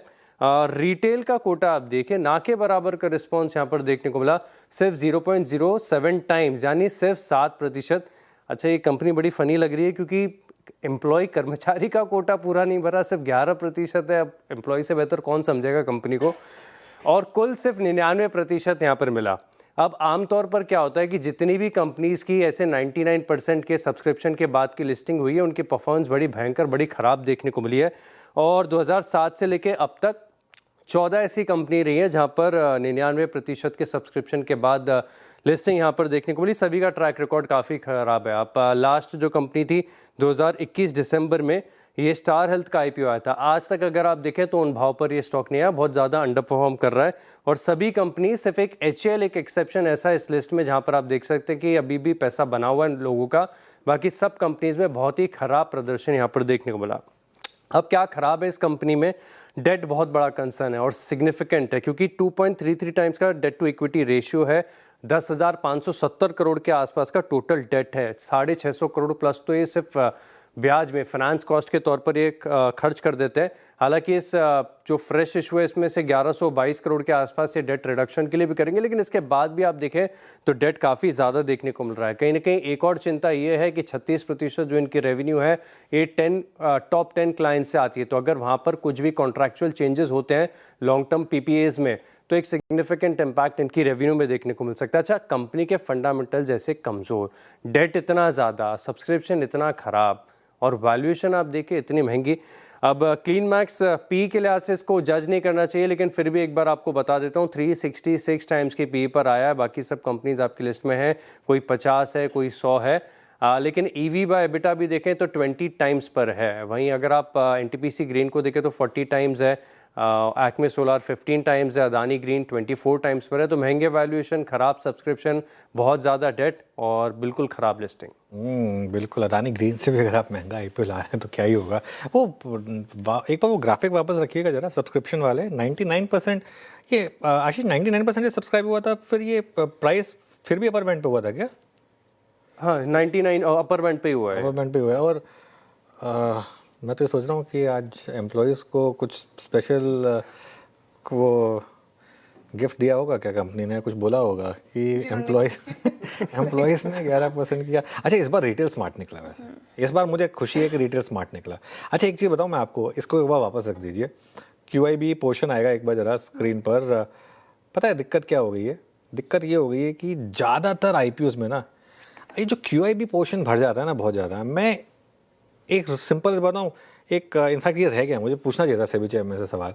मैं कहता हूँ ना, ये रूल बना दो आप, जो QIB का जो हेड है ना, जो इन्वेस्टमेंट कमेटी का QIB का हेड है ना, उसको बोलिए कि जितना आप अप्लाई कर रहे हैं ना एज QIB, उतना आप अपनी पर्सनल कैपेसिटी में भी उस कंपनी में इन्वेस्ट करिए, फिर मज़ा आएगा। क्योंकि क्या है ना, QIB का पैसा खुद का थोड़ा ना है। अगर कोई म्यूचुअल फंड का CEO है या किसी FI का CEO है, उसका खुद का पैसा थोड़ा ना है, किसी और का पैसा है, लगा दो, क्या फ़र्क पड़ता है। देख लेते हैं, चाहे अपना पैसा भी लगाओ उसमें, तब मज़ा आएगा, है ना। अगर आप एज QIB लगा रहे हो तो फिर तो आपको खुद के लिए भी लगाना चाहिए ना, ऐसा करना चाहिए। चलिए खैर, एक काम करते हैं, एक छोटा सा ब्रेक ले रहे हैं और उसके बाद हमारे साथ फिरोज़ अजीज़ जुड़ेंगे, उनसे बात करेंगे।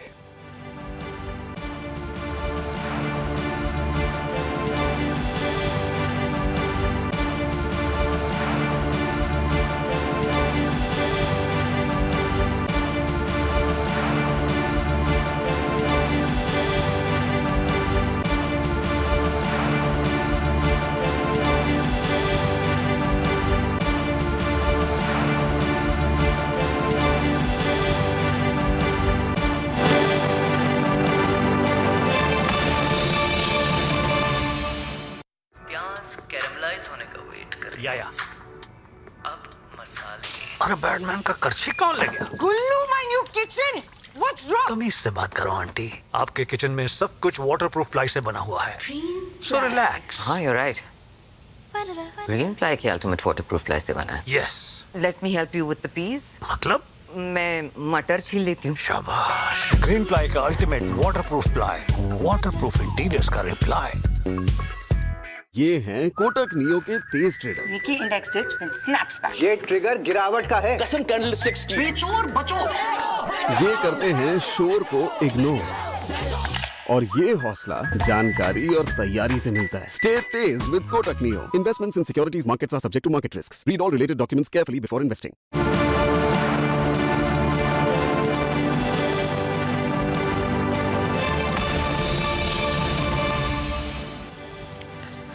चलिए, आनंद राठी वेल्थ के जॉइंट सीईओ फिरोज़ अजीज़ हमारे साथ हैं। Firoz ji, good afternoon. War like situation में एक नॉर्मली कहा जाता है कि नियर टर्म में बहुत प्रेशर होता है, लेकिन वो एक बाइंग अपॉर्चुनिटी होती है, लेकिन इस बार भी मार्केट में प्रेशर तो काफ़ी है। आप बताइए, आप कैसे अप्रोच कर रहे हैं इस मार्केट को? सर, कंप्लीटली सीमित हूँ आपसे। मैं गुड आफ्टरनून। जैसे आपने कहा ना, वॉर में जब भी बाइंग अपॉर्चुनिटी आती है वो ज्यादातर बाइंग अपॉर्चुनिटी होती है, अनलेस वॉर इस मकाम पे पहुंच जाए जैसे वर्ल्ड वॉर 3 जैसी बातें करते हैं लोग, nuclear. Of course that we have not seen in decades. War, ऐसी वॉर जो एस्केलेट होती है फिर वापस डी एस्केलेट भी हो जाती है। That's the only risk you run if it gets escalated to the nuclear level. Otherwise ये बहुत अच्छी बाइंग अपॉर्चुनिटी होती है। आप अगर देख लें, आप गल्फ वॉर की ले लें, लिबियन सिविल वॉर 2011 में हुई थी, यूक्रेन वॉर में काफी बाइंग अपॉर्चुनिटी आई थी, 16,000 पे पहुंच गई थी निफ्टी जून 22 में। फरवरी 22 में स्टार्ट हुई थी यूक्रेन की वॉर, तब भी ऑलमोस्ट 16,000 पे निफ्टी गई थी। So those were all buying opportunities.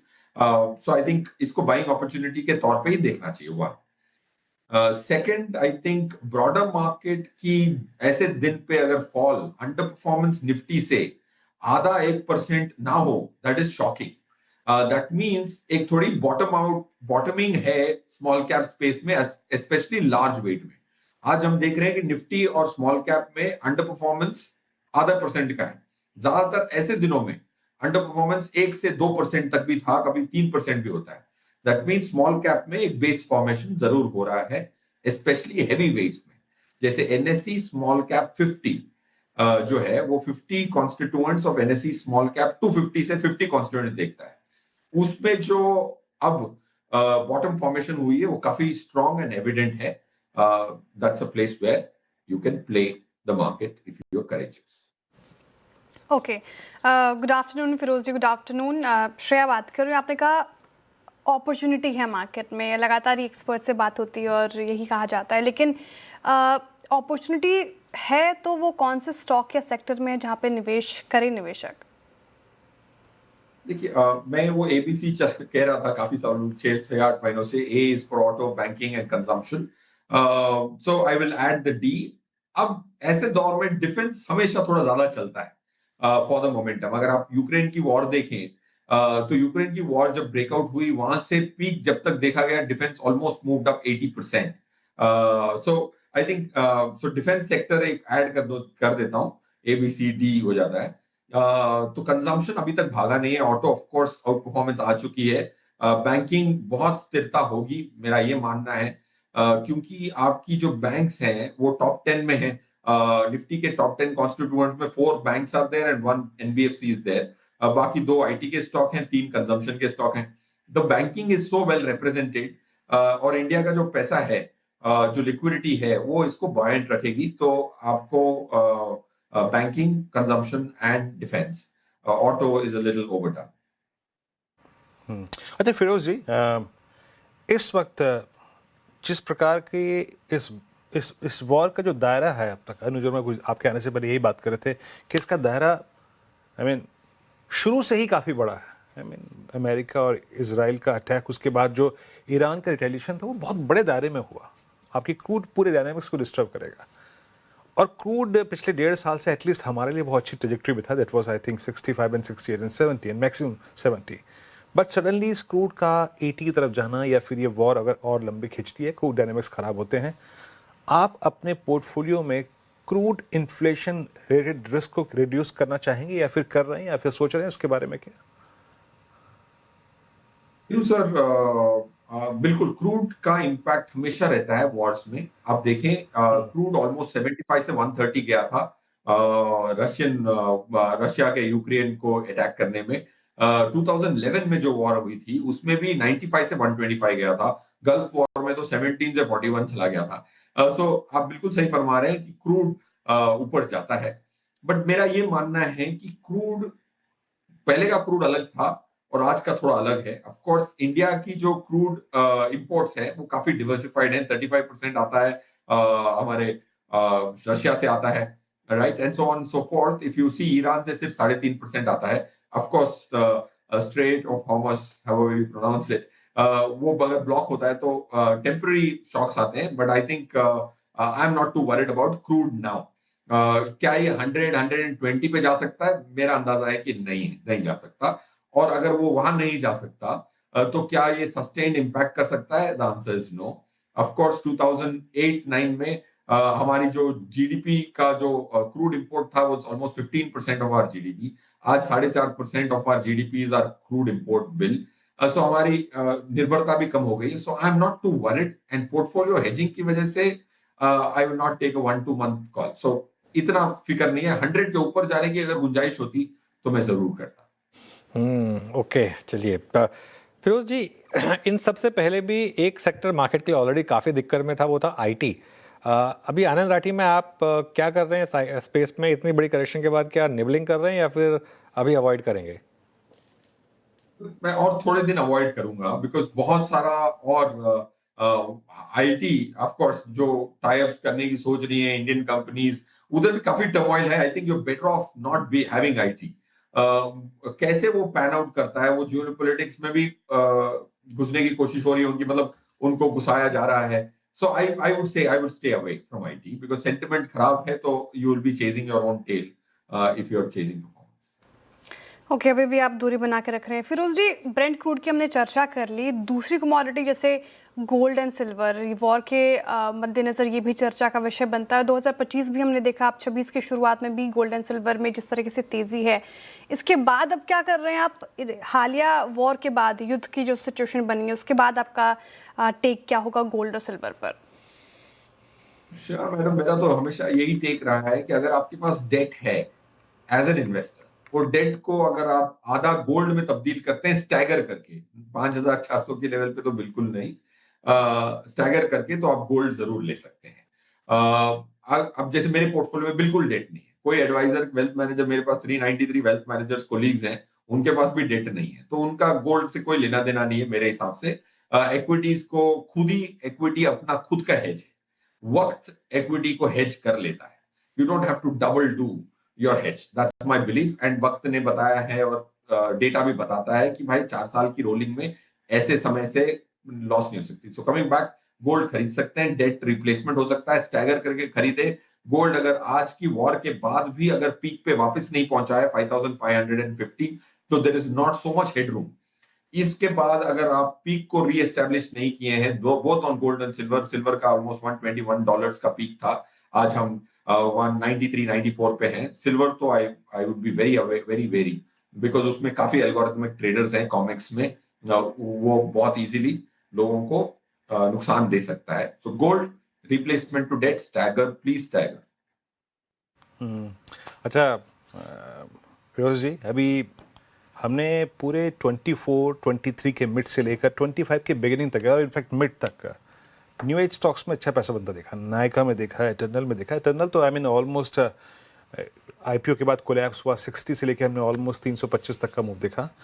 But suddenly जब प्रमोटर अपने उस कोर वेंचर से हट के डेविएट करके दूसरे वेंचर्स की तरफ फोकस करना शुरू करे, ये इटर्नल की केस की स्टोरी बनी है, लास्ट वीक से डेवलप हुई है।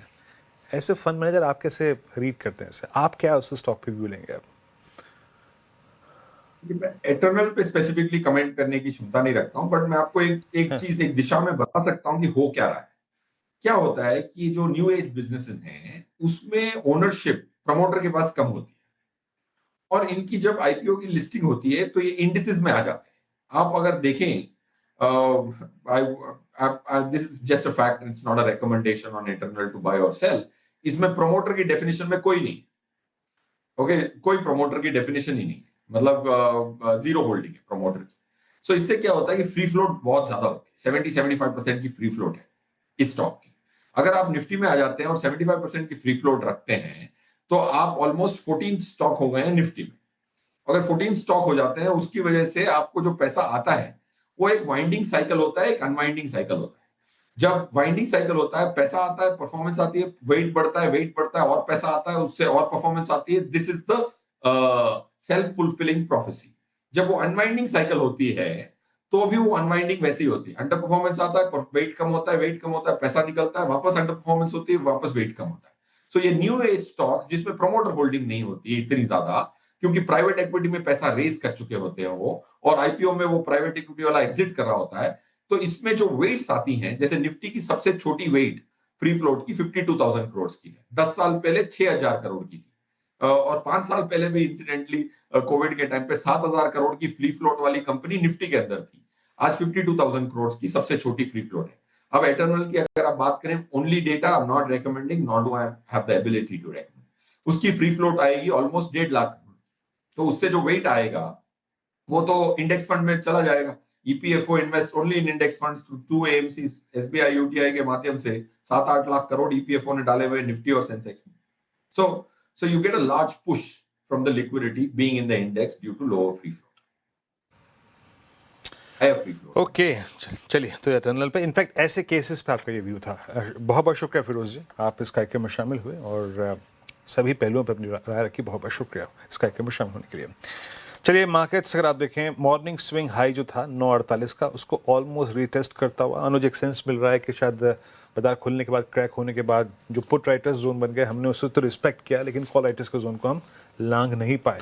बट स्टिल अनुज, जो फियर फैक्टर था, जिस एनवायरनमेंट पे हम खुले थे, जिस दायरे की और जिस पैमाने की ये वॉर है, जो क्रूड की ट्रेजेक्ट्री है, उसको देखते हुए कल के लिए यानी बुधवार के लिए व्यू क्या रहेगा? देखिए फिर रिकवरी तो अच्छी है और काफ़ी शानदार है एक्चुअली। 603 के लो से अब हम 891, मतलब रफली मोटा मोटी एक्चुअली देखें तो अब आप 300 पॉइंट की रिकवरी हो चुकी है। छोटी मोटी रिकवरी नहीं मानी जाएगी ये किसी भी एंगल से। और एक और अच्छी चीज़ ये है कि अब देखिए मार्केट एक अजम्पशन लेके चल रहा है, ये कई बार सही होती है, कई बार गलत होती है। मार्केट एक अजम्पशन लेके चल रहा है कि अगले 2 दिनों में शायद कुछ ना कुछ रिकॉन्सिलेटरी टोन होंगे, नहीं होंगे तो देखेंगे, फिर परसों डिसाइड करेंगे। लेकिन मेरा व्यू ये रहेगा कि इस एनवायरनमेंट में कोई पोजीशन घर लेके जाने का मतलब नहीं है, ये गैम्बलिंग है। अगर आज का लो जो है ना वो बहुत क्रूशल है। आज का लो एग्जैक्ट बजट डे लो से जस्ट ऊपर 24,571 का बजट डे का लो, आज का लो 24,603 ना। तो एक बार मार्केट ने डिफेंड कर लिया, लेकिन अगर ये सिचुएशन बढ़ी तो शायद हो सकता है एक बार वापस रीटेस्ट हो। और अगले 2 दिन क्या होगा ना, हम में से कोई नहीं जानता, हम में से कोई एक्सपर्ट नहीं है। आई थिंक एक्सपर्ट्स तक को नहीं पता कि अगले 2 दिनों में क्या होने वाला है ग्लोबल सिचुएशन में। अब आप सोच लें कि ये वॉर और बढ़ेगी या एकदम से कोई नेगोशिएशन हो जाएगा, हु नोज़। देखिए अगर हो सकता है कि कुछ रिकॉन्सिलेटरी टोन्स आ जाएं तो ये भी पॉसिबल है कि परसों हम सीधा 400 पॉइंट निफ्टी पर ऊपर खुले, या फिर अगर और सिचुएशन ख़राब हो गई तो सीधा आज के लो के नीचे खुलें। तो आप ऐसे में अपने आप को कैसे हेज करेंगे, क्या ट्रेड ले पाएंगे आप? ऑप्शंस इतने महंगे हो चुके हैं, विक्स देखिए किस तरीके से भागा है। आप परसों, मैं तो कहता हूँ ये सब चीज़ छोड़िए, आप इसी एक्सपायरी के, इसी थर्सडे के सेंसेक्स के ऑप्शन उठा के देख लीजिए, 1000 पॉइंट ऊपर की कॉल या 1000 पॉइंट नीचे की पुट, आप उसके प्राइस उठा के देख लीजिए, आप कोई ट्रेड ले ही नहीं पाएंगे इस मार्केट में। तो इसके लिए ठीक है, होली एंजॉय करिए, फ्रेश पर्सपेक्टिव लेकर वेंसडे को जुड़िए। मुझे पता है कि नॉर्थ इंडिया में थोड़ी दिक्कत होगी, क्योंकि नॉर्थ इंडिया में आप लोग होली जो है वो वेंसडे को सेलिब्रेट कर रहे हैं, हमारे यहाँ पर कल सेलिब्रेट हो रही है। तो लेकिन अब जो है सो है, और उसके बाद एक फ्रेश व्यू के साथ आइए और एक फ्रेश अप्रोच रखिए मार्केट पर। ओके, न्यूट्रल जाना है फिलहाल, अभी फ्रेश व्यू अब वेंसडे को ही लिया जाएगा, और कल की छुट्टी है मार्केट की होली के अवसर पर। लेकिन हमारे पैनल क्या पिक कर रहे हैं वेंसडे के सेशन के लिए वो समझ लेते हैं। BTST STBT ट्रेड्स लेना शुरू करते हैं। गाबा से बताइए वेंसडे सेशन के लिए क्या चुन रहे हैं? एक दिन छुट्टी है, पता नहीं क्या होगा, लेकिन सुबह मैंने एक कॉल दिया था क्विक सिंगल्स में MCX, अगर किसी के पास है तो कैरी ऑन विद MCX, अब भी अच्छा लगता है मुझे। टारगेट मैंने दिया था 2550, तो हो सकता है 2570 बढ़ा दूंगा टारगेट, स्टॉप वही रहेगा 2480। तो MCX सुबह जो दिया था उसको रिपीट करूंगा। M6 2500 पे आपकी बाय कॉल। माना साहब का ट्रेड करेगा? देखिए ऑप्शन में भी सिप्ला पे रिकमेंडेशन था, तो अगर BTST करना ही है तो सिप्ला के फ्यूचर में खरीदारी करेंगे। करंट लेवल्स पे खरीदारी करें, प्राइस चले 1354 के आसपास। 1344 के स्टॉप लॉस से खरीदारी करेंगे 1375 के टारगेट के लिए। ओके, राजेश सातपुते जी आप बताइए, आप क्या पिक कर रहे हैं? अनुज जी बहुत डिफिकल्ट है, सच कहता हूँ कि यहाँ पे हिंदुस्तान जिंक जो सुबह मैंने एक बार बाजार खुलने के बाद दिया था उसी के साथ जाएंगे, क्योंकि उसने अपने लेवल को रिस्पेक्ट किया है। तो 620 के आसपास है, 612 का स्टॉप लॉस रहेगा, 640-45 का टारगेट होगा। हिंजिंग का इस आज के सेशन में जब नाम हुआ है हिंजिंग का, अब काउंटर भी कम थे काफ़ी जो अच्छा परफॉर्म कर रहे थे इस खराब मार्केट में। सोमिल जी बताइए, वेडनेसडे सेशन के लिए कौन सा स्टॉक? सेल साइड पे जाना चाहूंगा। इंडियन होटल्स वीक लग रहा है, लेकिन best way to trade this मुझे लगता है कि पुट ऑप्शन लेके जाएंगे। पुट ऑप्शन में एक 650 का स्ट्राइक प्राइस और ये मंथ का एक्सपायरी। ये इंडियन होटल्स में एक फ्लैग पैटर्न नीचे टूटा है, एक अपवर्ड स्लोपिंग ट्रेंड लाइन भी नीचे टूटी है। आज शार्प सेल ऑफ है, तो पुट ऑप्शन में जो अभी 15 रुपए पे चल रहा है उसका स्टॉप लॉस रखेंगे 10 रुपए पे और ऊपर में टारगेट होगा 25 रुपए पे। ओके, राजेश पालवे जी आपका ट्रेड? वीरेन जी यहाँ पे जो स्टॉक पसंद आ रहा है वो है लुपिन। लुपिन में जिस तरीके के फॉर्मेशन है, एक राउंडिंग बॉटम फॉर्मेशन है और हमें लगता है ये एक अच्छे बड़े ब्रेकआउट की तैयारी करते हुए दिख रहा है। फार्मा एज ए स्पेस एक अच्छे मोमेंटम में आज के सेशन में भी लुपिन फ्यूचर्स पे BTST किया जा सकता है। On the higher side target आना चाहिए करीब इसके 2360 2370 की तरफ। On the downside stop loss होगा 2300 के आसपास। ओके, चलिए ये बात हो गई लुपिन की। अब एक काम करते हैं, वीरू के पास चलते हैं। आज की मार्केट ब्रेथ कैसी रही? वीरू ऑब्वियसली काफ़ी ख़राब थी लेकिन थोड़ी सी इंप्रूवमेंट हुई होगी। लगभग लास्ट 20-25 मिनटों में इंप्रूवमेंट आया अनुज, और इनफैक्ट सुबह और इनफैक्ट 2 बजे की जो ब्रेथ के स्टैट्स थे उससे कंपेरेटिवली अगर आप देखेंगे स्टैट्स आपको अच्छे नजर आएंगे। लॉन्ग, शॉर्ट, लॉन्ग अनवाइंडिंग और शॉर्ट कवरिंग, इनके स्टैट्स देखते हैं। हालांकि अगर आप देखें ये लगभग मेरे ख्याल से 2 बजे के आसपास 102 पहुंच गए थे short, now it's 89। Long unwinding profits cash में कन्वर्ट हुए, ये बड़ी बात है। बट एक समय अगर आप देखें शॉर्ट का आंकड़ा, मतलब लॉन्ग और शॉर्ट कवरिंग में कुछ था ही नहीं, बट स्टिल बहुत डैमेजिंग अगर आप देखें। सोलार डिफेंस स्पेस में अगर आप देखें बहुत स्ट्रॉन्ग मूव देखेगा। मेटल्स, डिफेंस और एक इनफैक्ट फार्मा, कुछ कैंडिडेट्स अच्छे थे। सोलार, नालको, हिंदुस्तान जिंक, के industries, tube investments long create हुए। फिर आइए आप शॉर्ट कवरिंग, कहाँ पे शॉर्ट कवरिंग थी? 2-3 स्पेस थे अगर आप देखें जहाँ पे शॉर्ट कवरिंग थी। मुथूट फाइनेंस, देन BL बहुत अच्छा मूव था, MCX, हिंडाल्को, AU। तो आपको हर जगह अगर आप देखें तो गोल्ड, डिफेंस, इसके अगर आप देखें तो प्रभाव नजर आएंगे। बाकी प्राइस डैमेज कहाँ पे था? लुक एट शॉर्ट, इंटरग्लोवेशन, सीधा असर। LNT, ये 2 स्टॉक्स इनफैक्ट ऐसे हैं जिन पर सीधा अगर आप देखें प्रकोप इस वॉर का, इस युद्ध का पड़ा। बाकी वोल्टास, आर्बिनल, यूनोमिंडा, इन सभी काउंटर्स में कोलैप्स था, शॉर्ट बिल्डअप हुआ। और सेकंड स्लाइड आएगी जहाँ पे लॉन्ग अनवाइंडिंग यानी प्रॉफिट्स कैश में कन्वर्ट हुए। Finally long liquidation, Petronet, Adani green, Suzlon का काफ़ी सीवियर प्राइस डैमेज रहा, समुद्र मदरसन और IOC। और एक स्ट्रॉन्ग ट्रेजेक्ट्री में अगर आप देखें क्लोज हो रहा है मुथूट फाइनेंस, सोलार, MCX एक बहुत स्ट्रॉन्ग ट्रेजेक्ट्री में क्लोज हो रहा है। और अगर आप देखें तो एक लेके आता हूँ केबल और वायर सेगमेंट पे। लोग केबल और वायर सेगमेंट है मानस KI इंडस्ट्रीज 5100 इस बाजार में इसने आज ऑल टाइम हाई क्रिएट किया। और मेरे ख्याल से लगभग अगर मैं कैलकुलेट करूं 6-7-8 महीने में स्टॉक 2500 का ऑलमोस्ट 5100 है ना।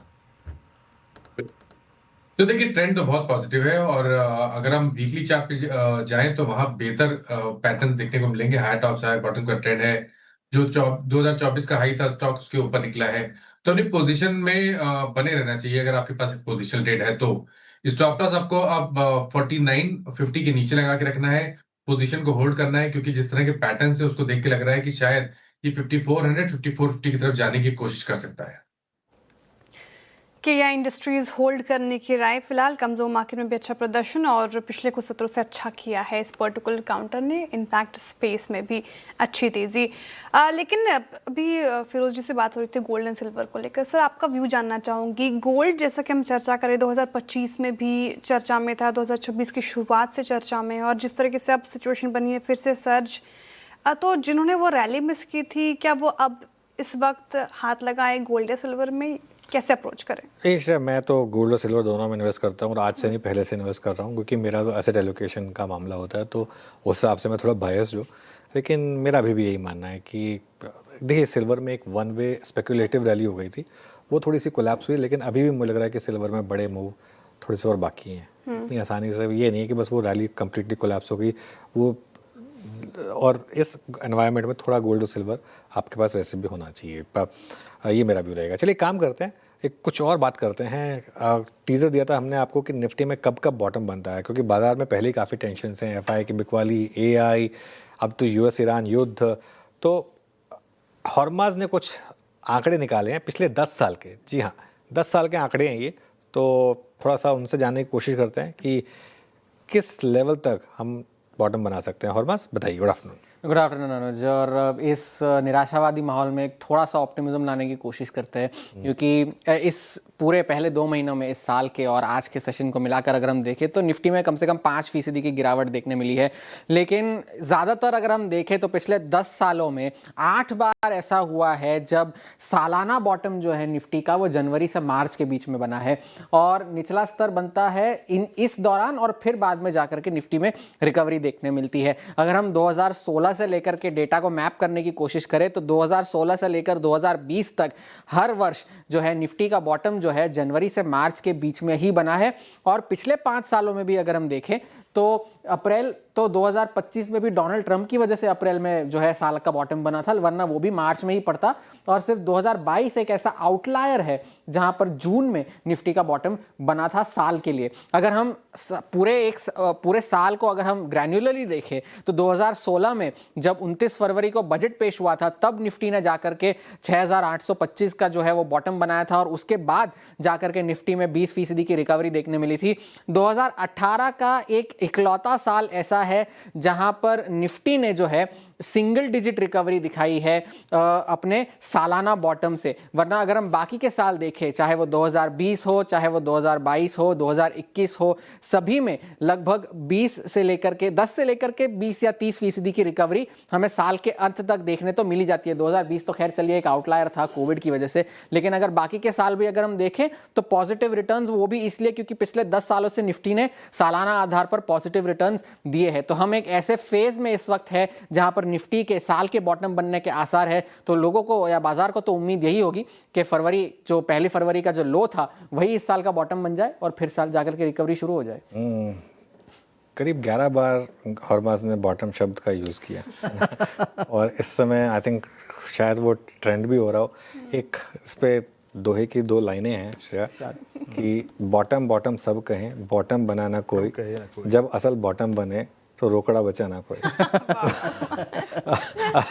असल में दिक्कत क्या है कि हर वो कहते हैं ना कि आप एवरेज करते जाइए, है ना, हर 10% पर और एवरेज कर दीजिए। वैसे तो 10 ट्रांजैक्शन में पूरा ही ख़त्म हो जाएगा वो, और 10% अगर 10 ट्रांजैक्शन ऐसी हो गई तो खैर होप है। देखिए मैं जैसा कह रहा हूँ, ये सिर्फ हम अपने व्यूअर्स को से बताने की कोशिश कर रहे हैं कि हिस्टोरिकल एविडेंस क्या कह रहा है। 2 चीज़ें, एक तो हिस्टोरिकल एविडेंस, हिस्ट्री जरूरी नहीं कि रिपीट करे, लेकिन कहते हैं राइम जरूर करती है, तो थोड़ा उससे लेसन ले।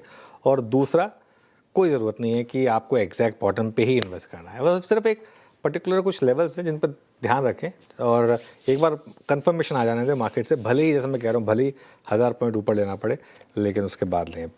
चलिए हॉर्माज बहुत बहुत शुक्रिया। 5 मिनट बचे हैं मार्केट पर, जरा निफ्टी फार्मा लेकर आइए। पिछले कुछ मिनटों में अगर एक इंडेक्स में मैसिव सर्ज आई है तो वो है निफ्टी फार्मा, और सारे के सारे स्टॉक्स, सन फार्मा से शुरुआत करते हैं। सन फार्मा, डॉक्टर रेड्डीज, टोरेंट फार्मा, सब में अच्छे मूव्स इस समय आ रहे हैं। गावा सर, कोई फार्मा स्टॉक पसंद आ रहा है क्या?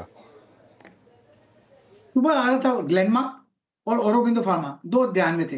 ग्लेनमार्क तो आपने सुबह चुना भी था, अब भी अच्छा लगता है मुझे बिल्कुल। वो करीब 2100 का स्टॉप लगा चले तो शायद 2200 पॉसिबल है। दूसरा ऑरोबिंदो फार्मा, यहाँ पर लगता है कि आपको गैप डाउन खुला है लेकिन स्ट्रक्चर पॉजिटिव है, आपको मिलना चाहिए यहाँ पर भी। तो आई थिंक दोनों में से अगर एक चूजना पड़े तो I think I will go with Glenmark. Okay, Glenmark pharma में स्ट्रेंथ नज़र आ रही है। गावस्कर को फार्मा स्पेस में जैसा कि हम जिक्र कर रहे थे, निचले स्तरों से जो रिकवरी हुई है वो काफ़ी अच्छी नज़र आ रही है। सन फार्मा, टोरेंट फार्मा, डॉक्टर रेड्डीज, ल्यूपिन, सिप्ला सभी अब डीज हाई की तरफ ही क्लोज होने की तैयारी कर रहे हैं।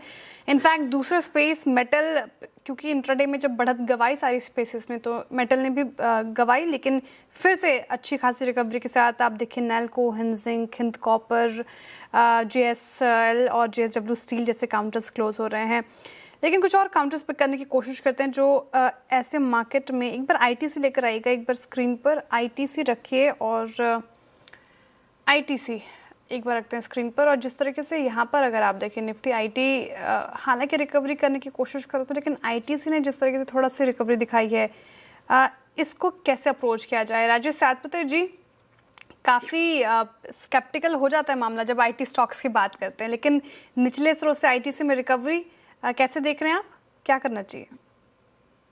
श्रेया, देखिए मुझे लगता है ITC में एक ब्रेकडाउन जो है वो हमने फ्राइडे देखा था, और आज भी देखिए, आज इसने अपने 300 के आसपास का जो इम्पोर्टेंट लेवल है जहाँ पे पुट राइट ट्रैकर थे उसको रिस्पेक्ट दिया है। 307 का लो है, तो प्रोबेबली आप कह सकते हैं इट इज ट्रैप। 320 तक का एक मूव मिल सकता है, तो अगर किसी के पास पोजीशन है तो 313 के स्टॉप लॉस के साथ इसको भी TST कर सकते हैं, टारगेट 320।